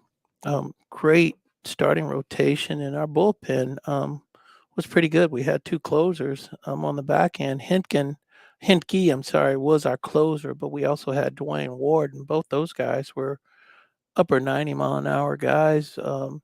Henke had a split finger, and Dwayne Ward had an unbelievable breaking ball slider along with his hard stuff. And so when you've got those two guys back there, Danny Cox was our middle relief guy. We were pretty good. How was it playing for essentially a country? I never really thought about it until after we won the World Series in '93. They had won one in '92. I was a part of '93. Yeah. And was the MVP in the LCS. LDS. And no, I was right the first time. LCS. Yeah. We didn't have an LDS. We had the League Championship Series and World Series back then. How great things have changed now, right? Oh. And so, winning the MVP, and then I used to frequent Vancouver. In that period of time, I loved going to the city and spending time there. And I went up after the World Series was over in January. It was cold in January, but still nice. Great restaurants, nice city. All the people that, I was being recognized by in Vancouver, and the heartfelt thank yous for winning a World Series for Canada. It was just unbelievable. Yeah, no, it was obviously a great time, and your buddy Rick Anderson showed up and was a part of it. Oh, it was good. I remember talking to Pat Gillick at that time, was our general manager, and Pat was asking me, what kind of guy was Ricky, and Ricky was probably one of the players that people really they had no idea of how great a teammate he is. You knew how great of a player he was, but you didn't know how great of a teammate he was in the clubhouse, and the laughter and the fun that he brought into your clubhouse, and in his own way, leadership. And so, Pat Gillick had asked me questions about Ricky and the type of person he was and what I felt he could do for our club. And days later, he traded for him. It's so interesting. We had Sandy Alderson. It was at the winter meetings in 2019 where Sandy said, one of the things he'll always be known for is trading away some of the greatest players of all time. But he talked about when they were going to reacquire, which we just, 2 days ago was the anniversary of your guys' team reacquiring Ricky Henderson from the New York Yankees. He said that there was a big debate amongst the front office. Was this or was this not a good idea. So young Ricky Henderson, obviously, is different from as Ricky gets older and he's going to all these teams. He's like the elder statesman. Everybody like Ricky was like the greatest guy in the world. Whether he's a Dodger, a Padre, or Angel, or whatever. But young Ricky, it's like what was that like? Why do you think it was always a decision where people are like, I'm not so sure if we should bring him in or we should bring him back from the A's case? Well, one of the misconceptions about Ricky is his desire to be on the field. And what I mean by that is, they felt that Ricky needed days off, and when he needed days off, he would take days off. But that could never be more misunderstood. I mean, Ricky loved to be on the field, loved to play, wanted to play every day, did not like days off. So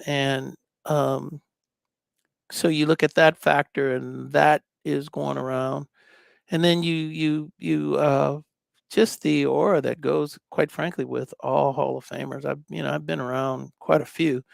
Dennis Eckersley may be probably the exception to this, but most Hall of Famers that I've been around, they have an aura about them that is different from most people that I know. When I'm around Reggie Jackson, you feel something when you're around Reggie. When you're around Ricky Henderson, you feel something when you're around him. And they are quite different than the average human being. And so Ricky didn't know that he was going to be a Hall of Famer when he became one. He knew one before he got there. And he played like that. The way he went about his business was greatness. And then ultimately he became a Hall of Famer. And so the misconception of his personality and how he fits in with the team, I think was part of that as well. But when you play with him, you've got one of the best guys that you can have in your clubhouse. You don't like him on the other side. I can tell you that because I played against him.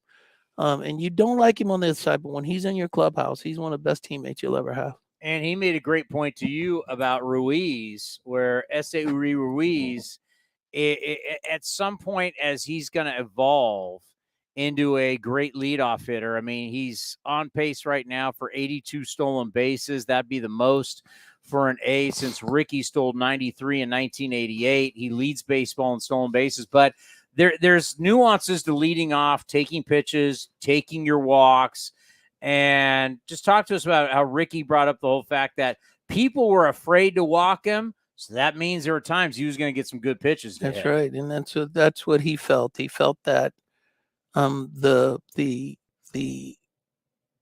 opposition of the pitchers, they were more concerned with putting him on base via walk than him hitting the ball out of the ballpark, because they knew if they walked him, then it was going to equal a stolen base of second and possibly a stolen base of third, which creates a run. And because he knew that, I mean, I'm not sure you're going to find more guys that are selective in the way that Ricky was. He had a great eye for balls and strikes and didn't swing at very many bad pitches. And so the way he verbalized it was, hey, I knew they were afraid of me getting on base. And he said that sharpened my awareness of the strike zone. It made me better when I was hitting, and it would put me in a position that I could pick and choose the pitches that I wanted to hit, and it made me a better hitter. And he believes that Ruiz has an opportunity to be that type of hitter. Ricky said he wasn't afraid to hit with two strikes, and that's a fact. He wasn't.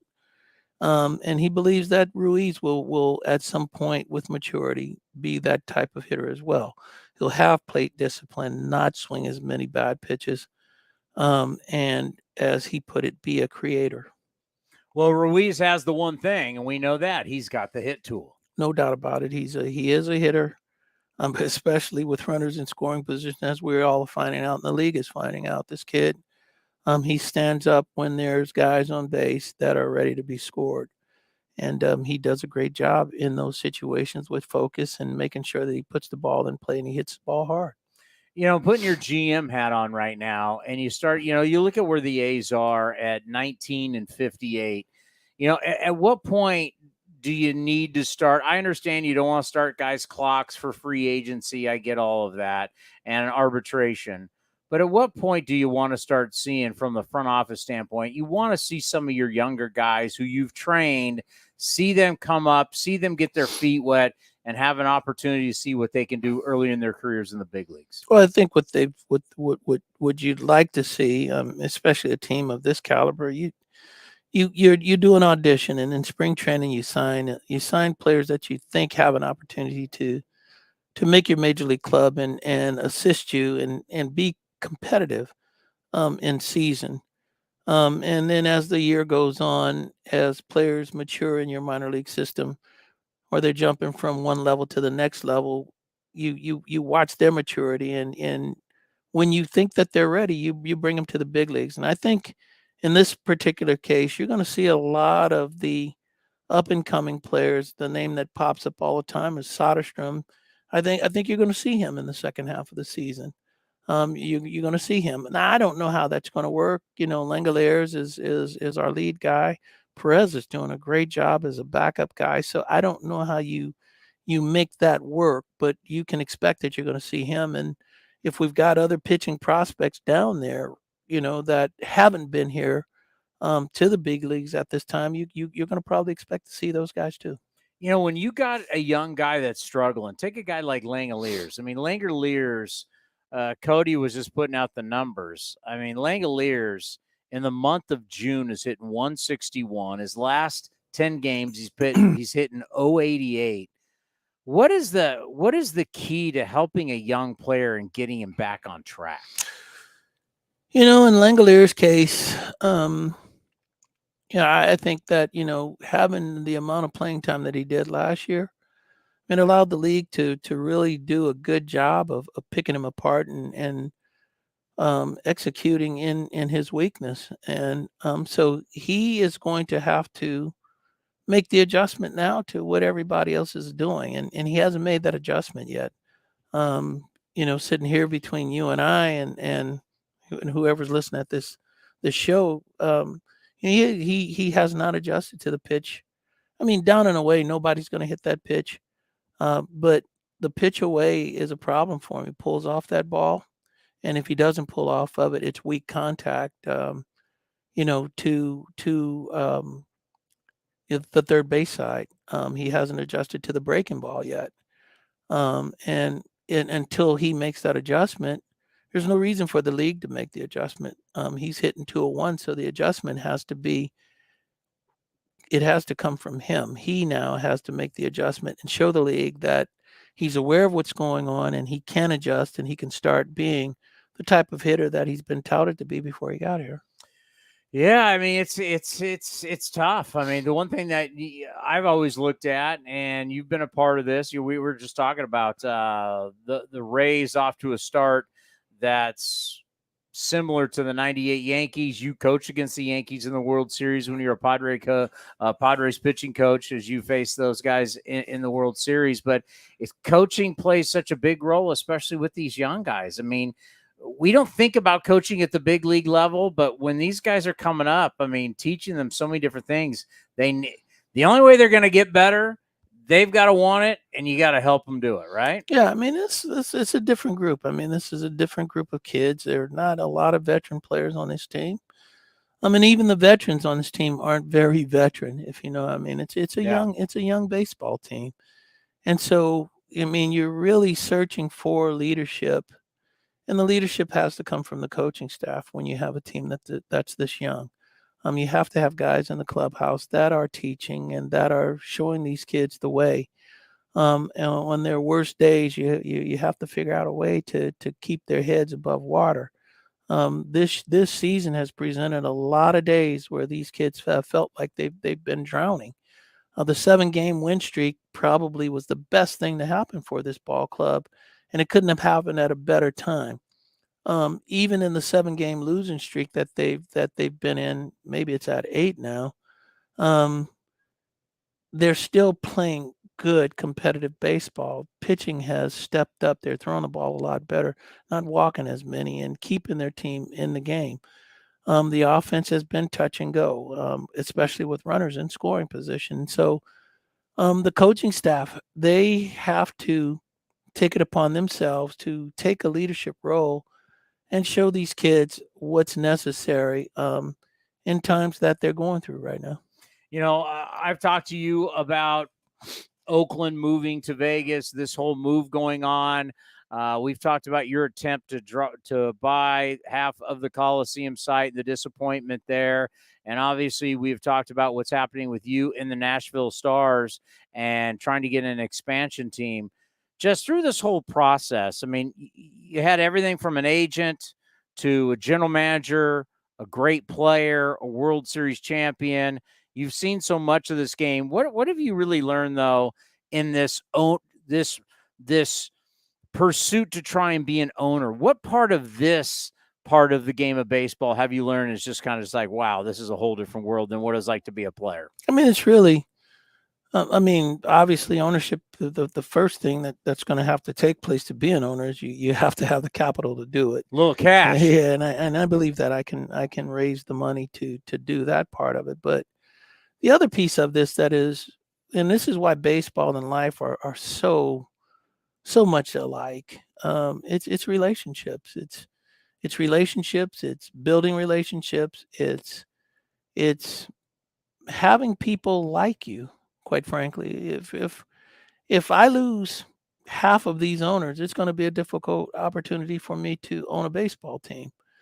And so it's having people like you and building relationships and having conversations and not just having them, but paying attention, taking in the information and applying it in areas that are going to make me better, not just as an owner in baseball, but as a person, because these are their life lessons. It's not just about baseball. And most people think that it's just a game and that's the way it is, but it is a game, but it's also the game of life, in my opinion. I've learned a lot about life as a player, working in the front office, coaching, being an agent. I've learned a lot. It's a small community, but the things that take place in the clubhouse and in the community of baseball, you can believe on a larger scale are taking place in the world that we live in. And every day we get closer to someday you being an owner. The Nashville Stars, I mean, do you sit up at night thinking about it? You getting excited? I know we're kind of a ways away, but it's getting closer. I mean, with the A's potential move, we're hearing Tampa's starting to get situated. It's getting closer for you. Time is flying, and I mean, we're already in the middle of the 6th month of this year that just started. It seemed Crazy. Like 15 minutes ago. And so time is flying. I mean, I don't spend a lot of time thinking about the ownership piece of it. What I do spend time thinking about is how to make it happen and applying the things that are necessary to make it happen, because there's a lot of work to be done before I can say I am that guy. And I'm making sure that the I's are dotted and the T's are crossed. Well, I know you haven't wanted to announce it because it will be a big announcement, but I will be Dave's general manager once he starts the Nashville Stars. We've really talked about it. I appreciate that 5th-year option on my contract. I think we're going to have a winner. I think we're really going to have a winner. The fact that you believe in me as a baseball man, that means a lot to me. One thing I know, Tony, is that in these meetings, we will get it like it is.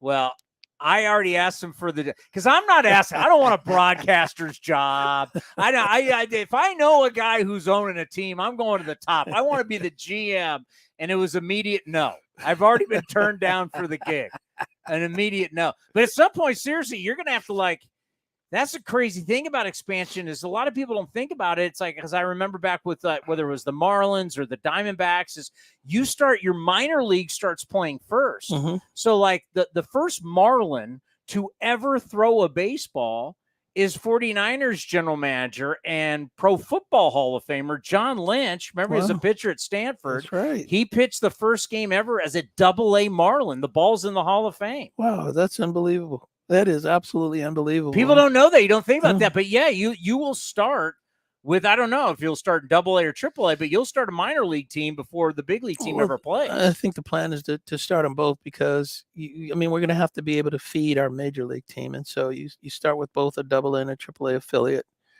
in the first year of play as an organization. And then the second year of play, you've got your expansion draft, and you're putting your players on the field, and you're playing baseball in the second year. So, we're in 23 now, and we have to probably start putting together staff and office personnel, scouting, and your development people probably in 25. Well, you will not be here on Sunday, and it's not because you didn't want to work. It's because you're going into another Hall of Fame. And obviously, one of the great things about having you on and doing television with you is it's just not sitting here talking about what you did as a player, but it's your experience of everything from the agent to the general manager to a pitching coach. But going back to you as a player, it was an unbelievable career. You were truly when I was growing up, you were the big game hunter. You were that guy known as the 20-game winner. And going into another Hall of Fame, congratulations, because you deserve it. Thank you. I have to say, and probably I don't say it enough, but the truth is, man, I was really, really blessed to have the opportunity. And when I look at, my whole story, a kid that was literally blocks away from the Coliseum and sneaking in the ballpark, and meeting Reggie Jackson in my first encounter with Willie Mays, and joining the Dodgers organization with Roy Campanella being the first person I met, and then Don Newcomb shortly after that. And I've really had a really, really blessed life in the game of baseball, and it's I'm just honored that I've had the opportunity to play. I really am. And then, in your career, when you bring the Boys and Girls Club out and you beat up Pat Corrales before the game, during the game, I mean, yeah, you're a man of the people. If you didn't hear that story yesterday on A's Pregame Live and see the video, it's one of the funniest stories ever. Absolutely outstanding. It was crazy, but shoot. Most embarrassing moment in my career was that great day. Right hand, though. It was a great right hand. Yeah, it was the most embarrassing day in my career. It took place that day, and I'll never forget it. Well, enjoy Sunday. You deserve everything, and we'll see you on television in a little bit. See you shortly. Coming up next, Eno Sarris from The Athletic right here on A's Cast Live. Chevron with Techron has unbeatable engine cleaning power, and it gives you unbeatable mileage for all kinds of unbeatable destinations, like time in the sun at the beach, or time in the sun riding roller coasters, or a day in the sun hiking mountains. Well, probably just one mountain would be enough for a day, but hiking a mountain is still an unbeatable choice for how to spend time. Download the Chevron app now to get unbeatable mileage at locations near you. It's summertime, and I can guarantee you probably need to redo your wardrobe. You want to look good, and you want to feel comfortable. This is Chris Townsend, and you got to go check out my friends at Link Soul. They've got all the finest fabrics. You're going to love the shirts, the polos, the shorts, you name it. Redo your look for summertime. Go to linksoul.com right now, and you can get an offer for 20% off. Remember, in the big leagues, to play good, you got to look good. If you're looking for a great place to eat and watch games, go see our friends at the Chicken Pie Shop of Walnut Creek. The Chicken Pie Shop is one of the hottest restaurants in Walnut Creek. You're not going to find a better menu, and come try the world-famous chicken pie that has been served in Southern California for 86 years. Spacious indoor and outdoor dining, perfect for your next private party or corporate event. Don't forget free parking. For more information, go to chickenpieshopwc.com. That's chickenpieshopwc.com. With more sunshine returning, it's time to get outside and make the most of what Cinnabar Hills Golf Club has to offer, like 27 championship caliber holes tucked in the beautiful hills of San Jose. And take advantage of their amazing Bay Area views for your next special event. It's all for you at Cinnabar Hills Golf Club, an award-winning venue designed to peacefully take you away from the bustle of Silicon Valley. Go to CinnabarHills.com. That's CinnabarHills.com. And the underdogs, Oakland Athletics, win their first championship since they were in Philadelphia in 1930. Hi, I'm Raleigh Fingers, Hall of Famer, three-time World Series champion with the Oakland A's and World Series MVP. Winning takes teamwork, skill, and heart. So when you need an ace for a personal injury lawyer that will win you the game, go with the winning team. Call Venardi Zerata at 833-VZ-FOR-ME or go to vzlawfirm.com. Venardi Serrata, the official injury law firm of the Oakland A's. Like sports, business is about winning. Championship decisions are business decisions based on what it takes to help your company win. And that's why there's UBO Business Services, specializing in helping you win every day by streamlining workflows, managing documents, and providing the best-in-class office technology. Make your championship decision with UBO Business Services.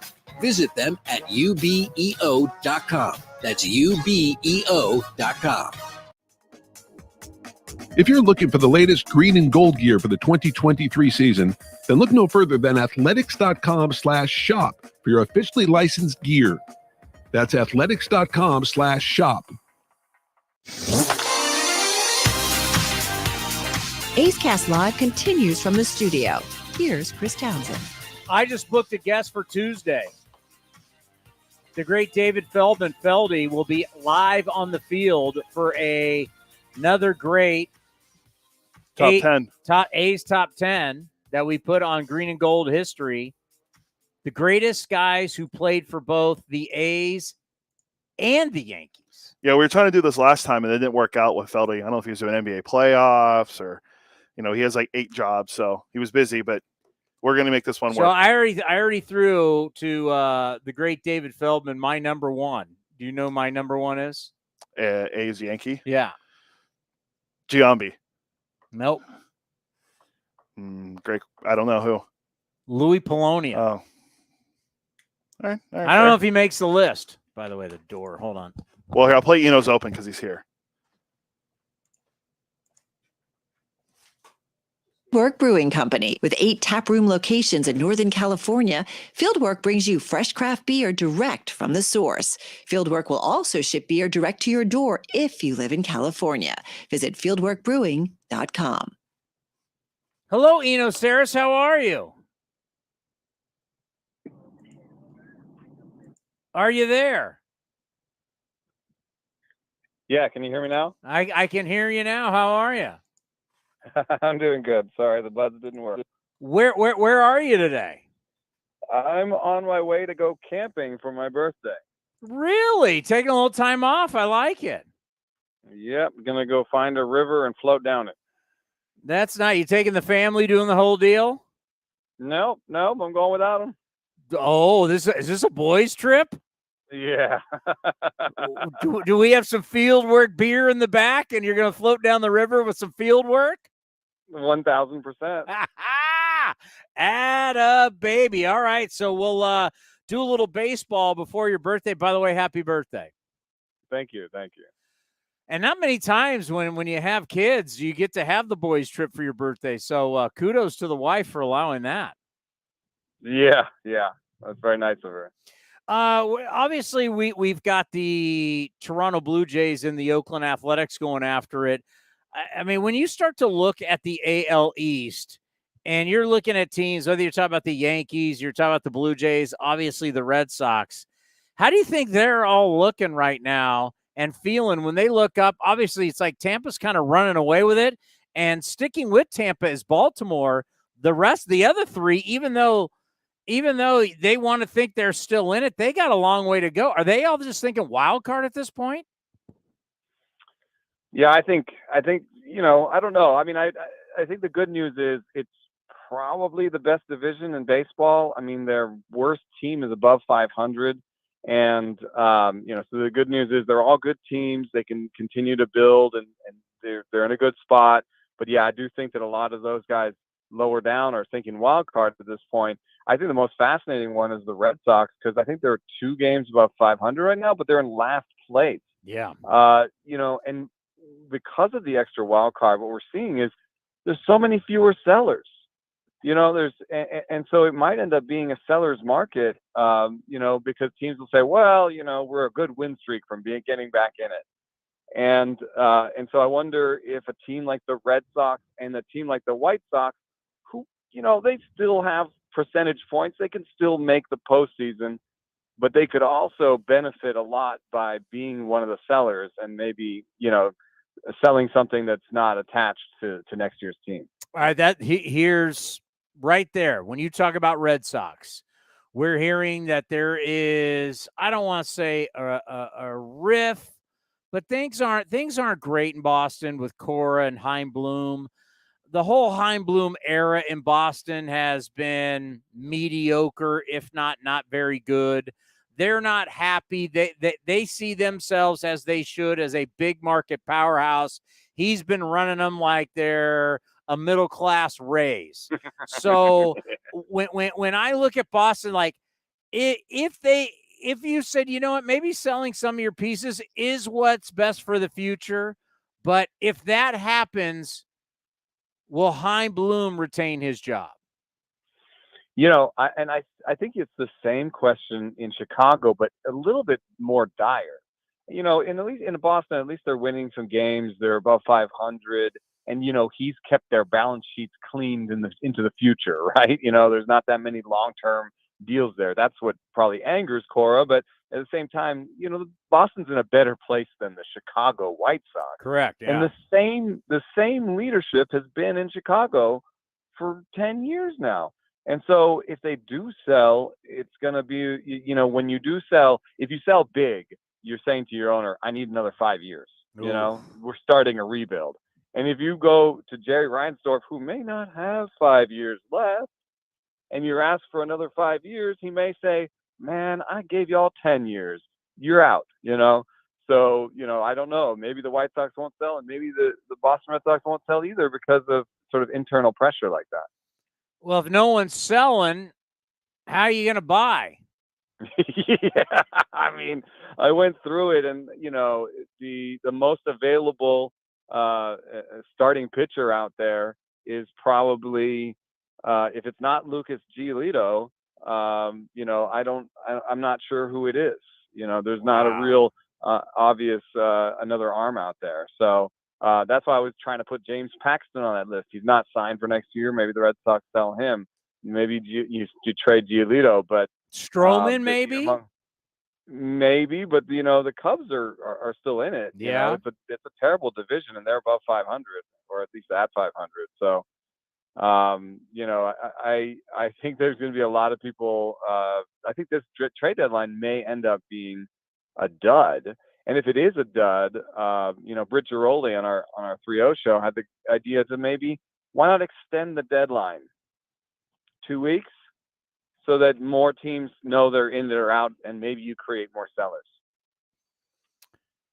Well, yeah, extend it all the way till maybe September and just say, hey, it's the last month. You can't make any moves. Well, because at some point, you don't want guys to be able to show up out of nowhere and be able to play in the postseason. So how about we just... I know, yeah.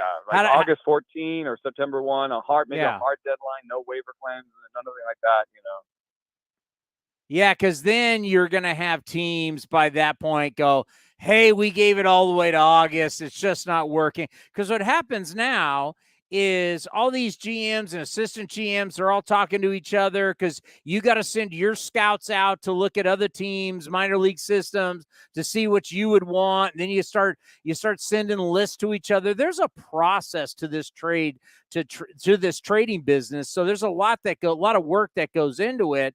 And if you start trading like in July, like let's say mid-July or even early July, you're telling your fan base, we're done, we're out, we're waving the white flag. And then the owner goes, hey, I'm not going to sell any tickets in late July, August, or September. Yeah. So, I mean, there's a couple of different reasons to maybe extend the deadline. So I think I'll be really fascinated to see how this deadline goes because I just don't see that many sellers. And a team like Washington, they just don't have that much to sell. You could get Lane Thomas, decent outfielder, play some center. But their best assets are probably Mackenzie Gore or maybe Josiah Gray. But those were the results of other trades. That's the Juan Soto trade. I'm not giving up the guys that I got for Juan Soto. That's how you sold your fan base on trading Soto if you got those guys. So, yeah, that's gonna be a difficult one. So I don't know how teams are going to improve at the deadline. I think we're going to hear a lot of, our injured guy is coming back, and that's going to be an acquisition from within. Well, I mean, let's just say though, if the White Sox aren't sellers, there's not a whole lot out. There's not. I know you can get a reliever, Bard. You can get from the Rockies. I mean, the A's don't have much to sell. I mean, the bad teams are really bad teams, and the bad teams don't have a whole heck of a lot to sell. Yeah, and I think the A's have somewhat of the same problem where, they made a lot of trades and they don't have a lot to go for it. So even if a team came calling and said, we like Sears, well, we traded a lot to get Sears and we got him for a lot of years. So I'm not sure that we want to turn around and trade him again. So maybe Blackburn, could bring something back. But yeah, it's going to be a weird deadline for sure. What if I give you May, Aletmus Diaz, Jace Peterson, Drew Rucinski? I'll get Jesus Aguilar back if you want. I'll get all of them. You can have all of them. You can have all of them. What can I get for that? I don't know. Not much. I'm sorry. All right, the new rules. We keep talking about the new rules and who's capitalizing off the new rules. Obviously, the A's are with Ruiz and stealing bases, but which teams, they see new rules, they say, we like it, we're going to exploit it, we're going to be successful with them? Yeah, I think on the base stealing front, I think you're right to point to the A's. I think they're second in the big leagues in stolen bases, and they've been taking advantage of those new rules. And they're also, it's hitting them at a time when they're trying to get younger and more athletic. They're in that part of their rebuild phase, and that's what's been happening with Baltimore and Arizona. Are teams, and Pittsburgh. They're also all teams in the top 5 in stolen bases. All teams that are a little bit further ahead in the rebuild, but also like teams where there are a bunch of young players coming together at the right time.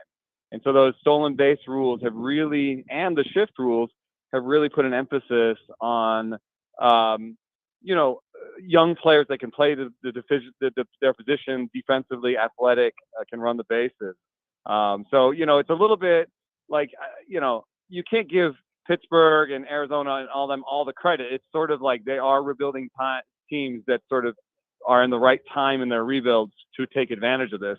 But it also gives you a clue of like where the sport is headed. I think the good stuff about the new rules is we're seeing a lot more sort of young players playing, a lot more young starters debuting. We're seeing just a lot more.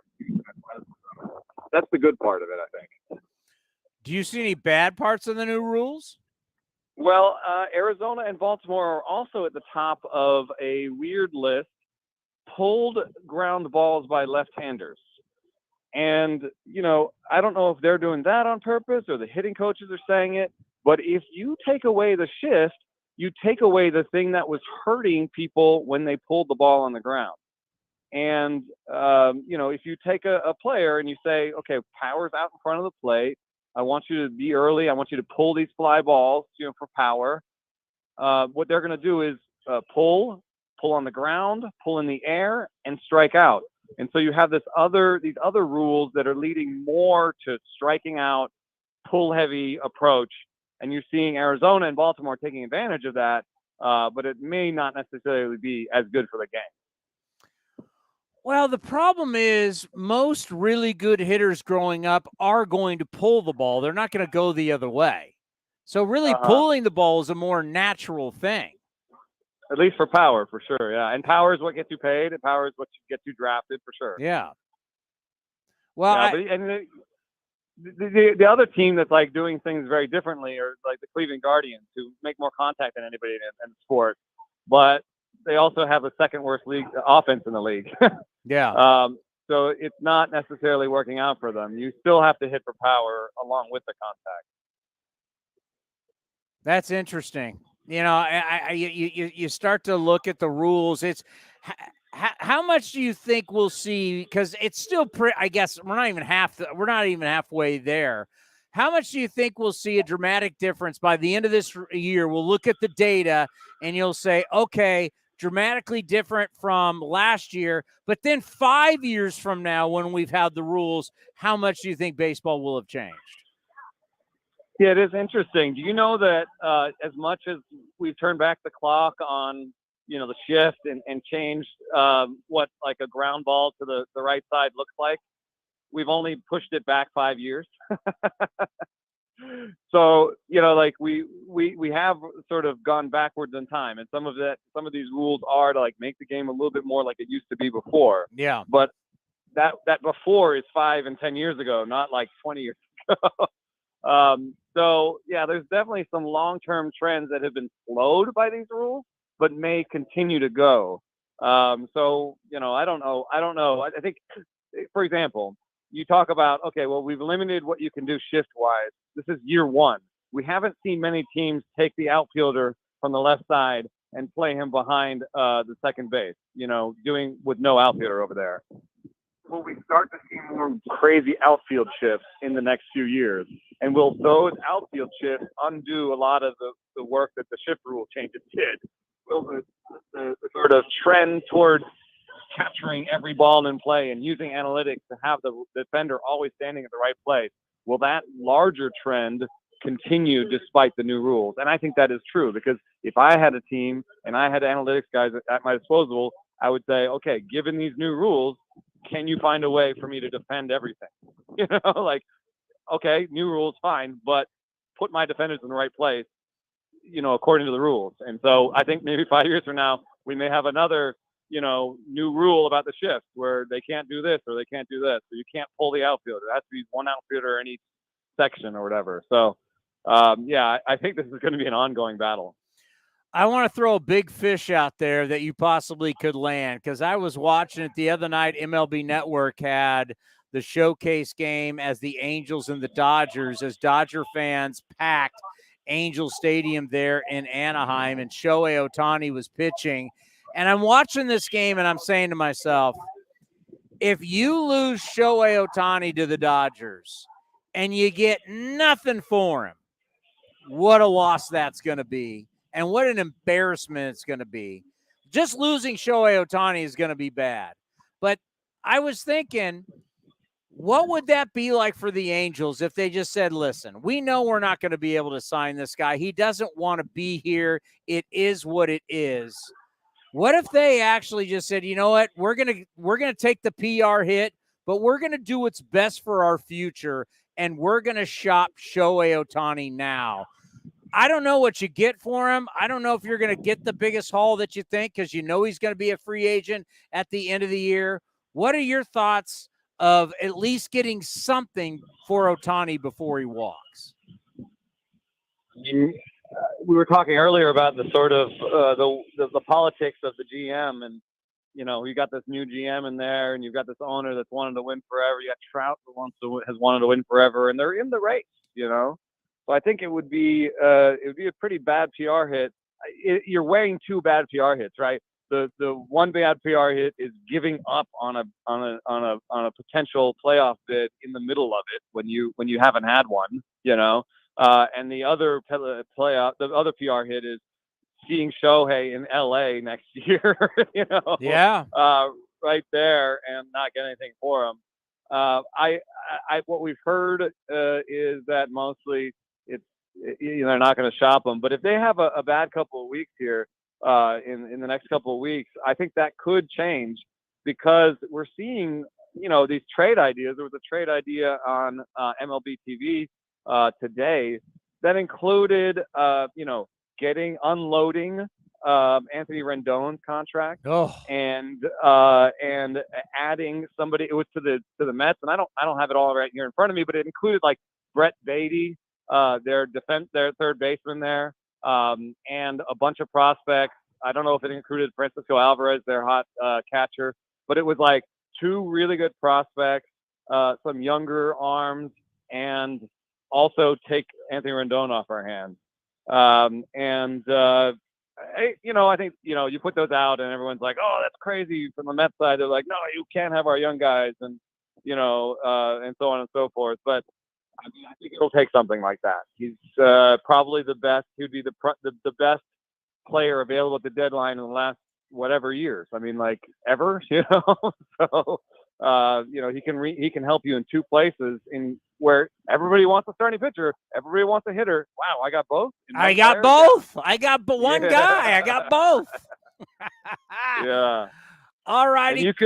Maybe you could even trade him to the Dodgers if he's going to end up there anyway. They have a lot of young players. Get Miguel Vargas and some other pieces, and he goes to LA anyway, and LA, tries to sell him on being a Dodger for the next month. That's the San Francisco Giants way. They always like bringing people in, learn the culture. You love it here, then you sign it. It'd be the same thing. Bring him in now. And evaluate.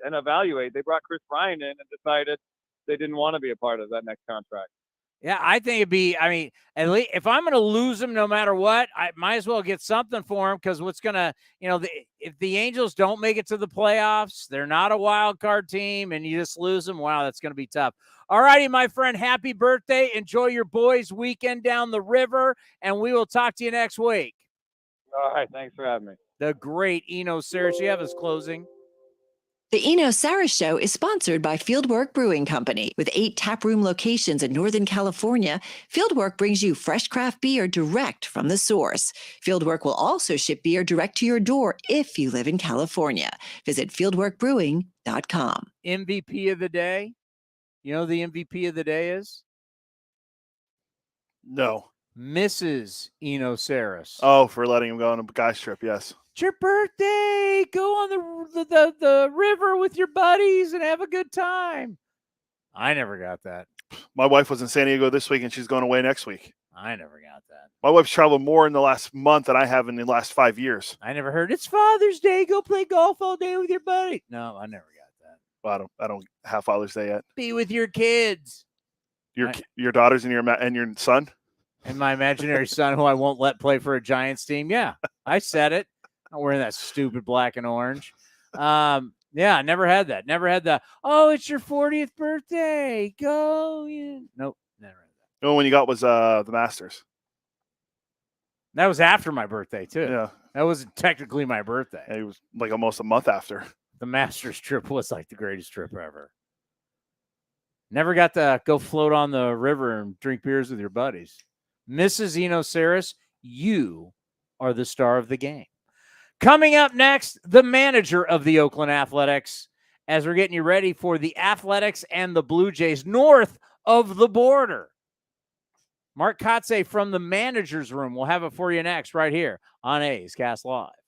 This is Chris Townsend, and it is summertime. You want to look your best, and I can't tell you how excited I am. Commander Cody, we've got our new shipment from Link Soul, all the summer gear. So whether you're playing golf or you're going out for dinner, you're hanging out with your buddies, or you're going to the beach, go see our friends at linksoul.com. And right now they got a deal for 25% off. Check it out. You go to linksoul.com. Remember, in the big leagues, look good, play good. Unbeatable mileage from Chevron with Techron unlocks all kinds of unbeatable trips. Like to family dinner the next town over, or to a family wedding the next town over, or even to a family reunion over the river and through the woods at Grandma's house. Any drive is worth it to see Grandma, especially when you can stop along the way for unbeatable cleaning power from Chevron with Techron. Your engine will be thanking you for making the trip. Download the Chevron app now and find unbeatable mileage near you. See the best fireworks in the Bay Area on Friday, June 30th. Come celebrate the 50th anniversary of hip-hop, showcasing the genre's rich history and global impact of a fireworks show featuring a mix of the best hits from hip-hop legends. After your A's take on the Chicago White Sox, enjoy the best view as you head down to the field for this one-of-a-kind hip-hop fireworks experience presented by Lagunitas Brewing Company. Tickets start at just $10 and are available at athletics.com/tickets. We are right in the middle of major season on the PGA Tour. Hey, those guys are good, but it won't stop you from having a great golf outing at Cinnabar Hills Golf Club. Just a short drive south of fast-paced Silicon Valley, the 27 holes of championship golf will give you and your friends a full day of enjoyment. Plus, a great 19th hole experience awaits at the grill. Not only golf, but Cinnabar Hills is ready to provide a first-class experience for any event. Learn more at CinnabarHills.com, CinnabarHills.com. Streaming from the A's Road studio, A's Cast Live continues with Chris Townsend.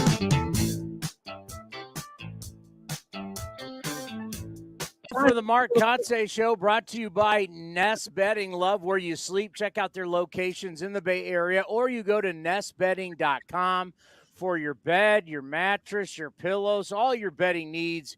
You go to nestbedding.com. Mark Kotsay, how are you there in Canada? It's a great day. It's a new day. As you can see, the Canadian flag's in the background.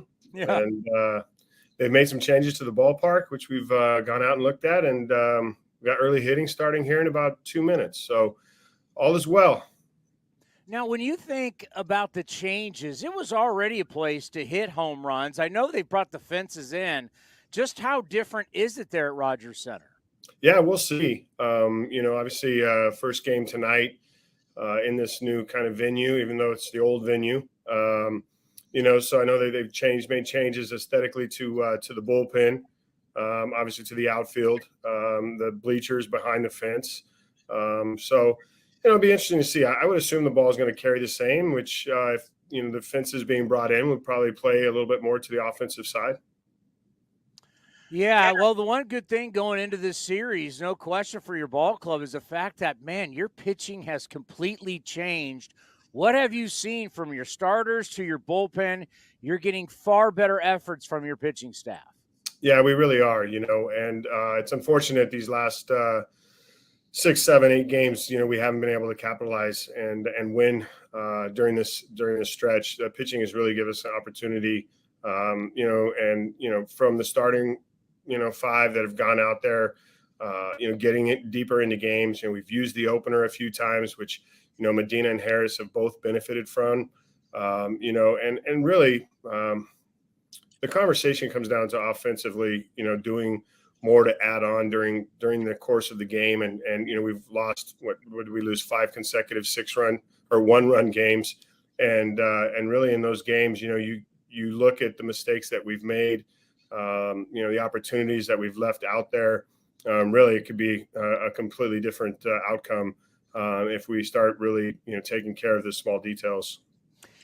How frustrating is that to go from winning 7 in a row to now the losing streak you're on? It's the highs and lows seem to be so dramatic. They have been. But, Townie, the thing that we continue to focus on is where we've come from. April was just a really, really, really bad month. May, we got 1 game better. June, we got off, like you said, to a great start. We won 7 consecutive games. So, it's in there, but the consistency is really what we need from the offense. And, I think that would allow us, it's tough when the bullpen comes in and they're trying to secure a 1-run lead. The majority of the time, it would be nicer to give them some cushion, to allow them to make a mistake where it doesn't penalize us and cost us games. But it has been a season of ups and downs. And, but again, we still have that message of time is our ally to change the narrative.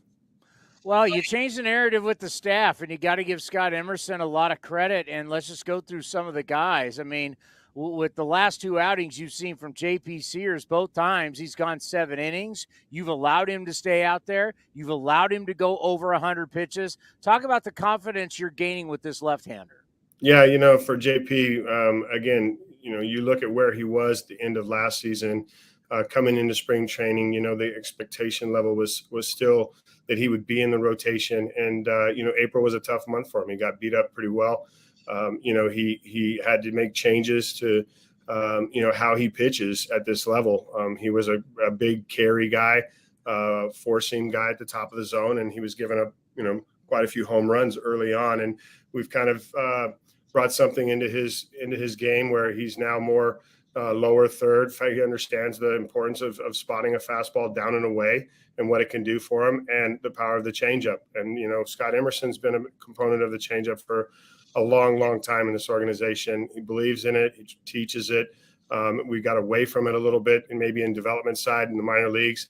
We're going back to it, and I think you're seeing the success of it, especially with JP. What is the main change in James Kaprelian from all the time you have known him, and especially the last 2 times that he's gone back down to Las Vegas, to where he is today? Well, I think, Townie, you can look at execution, pitch execution, game plan. The slider definitely does get more swing and miss right now.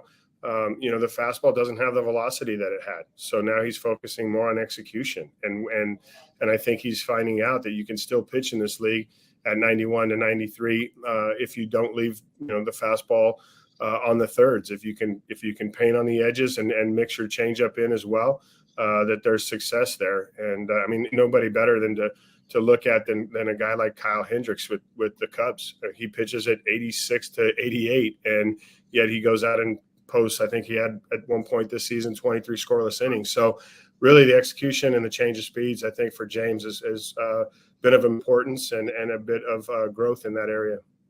Yeah, I mean, focusing on the pitching, because really the pitching has been good. And I think of a guy like Medina, when I watch him and I see it's a God-given ability to throw the baseball. He does, and he's very athletic. So it's almost like I don't worry so much about the numbers because I look at what he's got, and he's got the potential to be something special. He's another one that, in the second half, I'm really curious to see how he turns it around.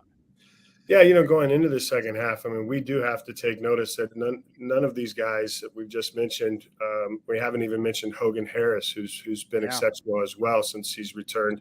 But for Harris, for Medina, for Sears, even Waldachuk in his role, they haven't experienced a season at the major league level, and the grind that's coming, that's ahead of them in August and in September when they're going to, reach uncharted waters for them. That they haven't thrown 150 innings at any point in their career. So managing that workload is one thing that we're going to stay focused on, but also, continuing to try to set these guys up for success. Medina, the last outing for Medina was great.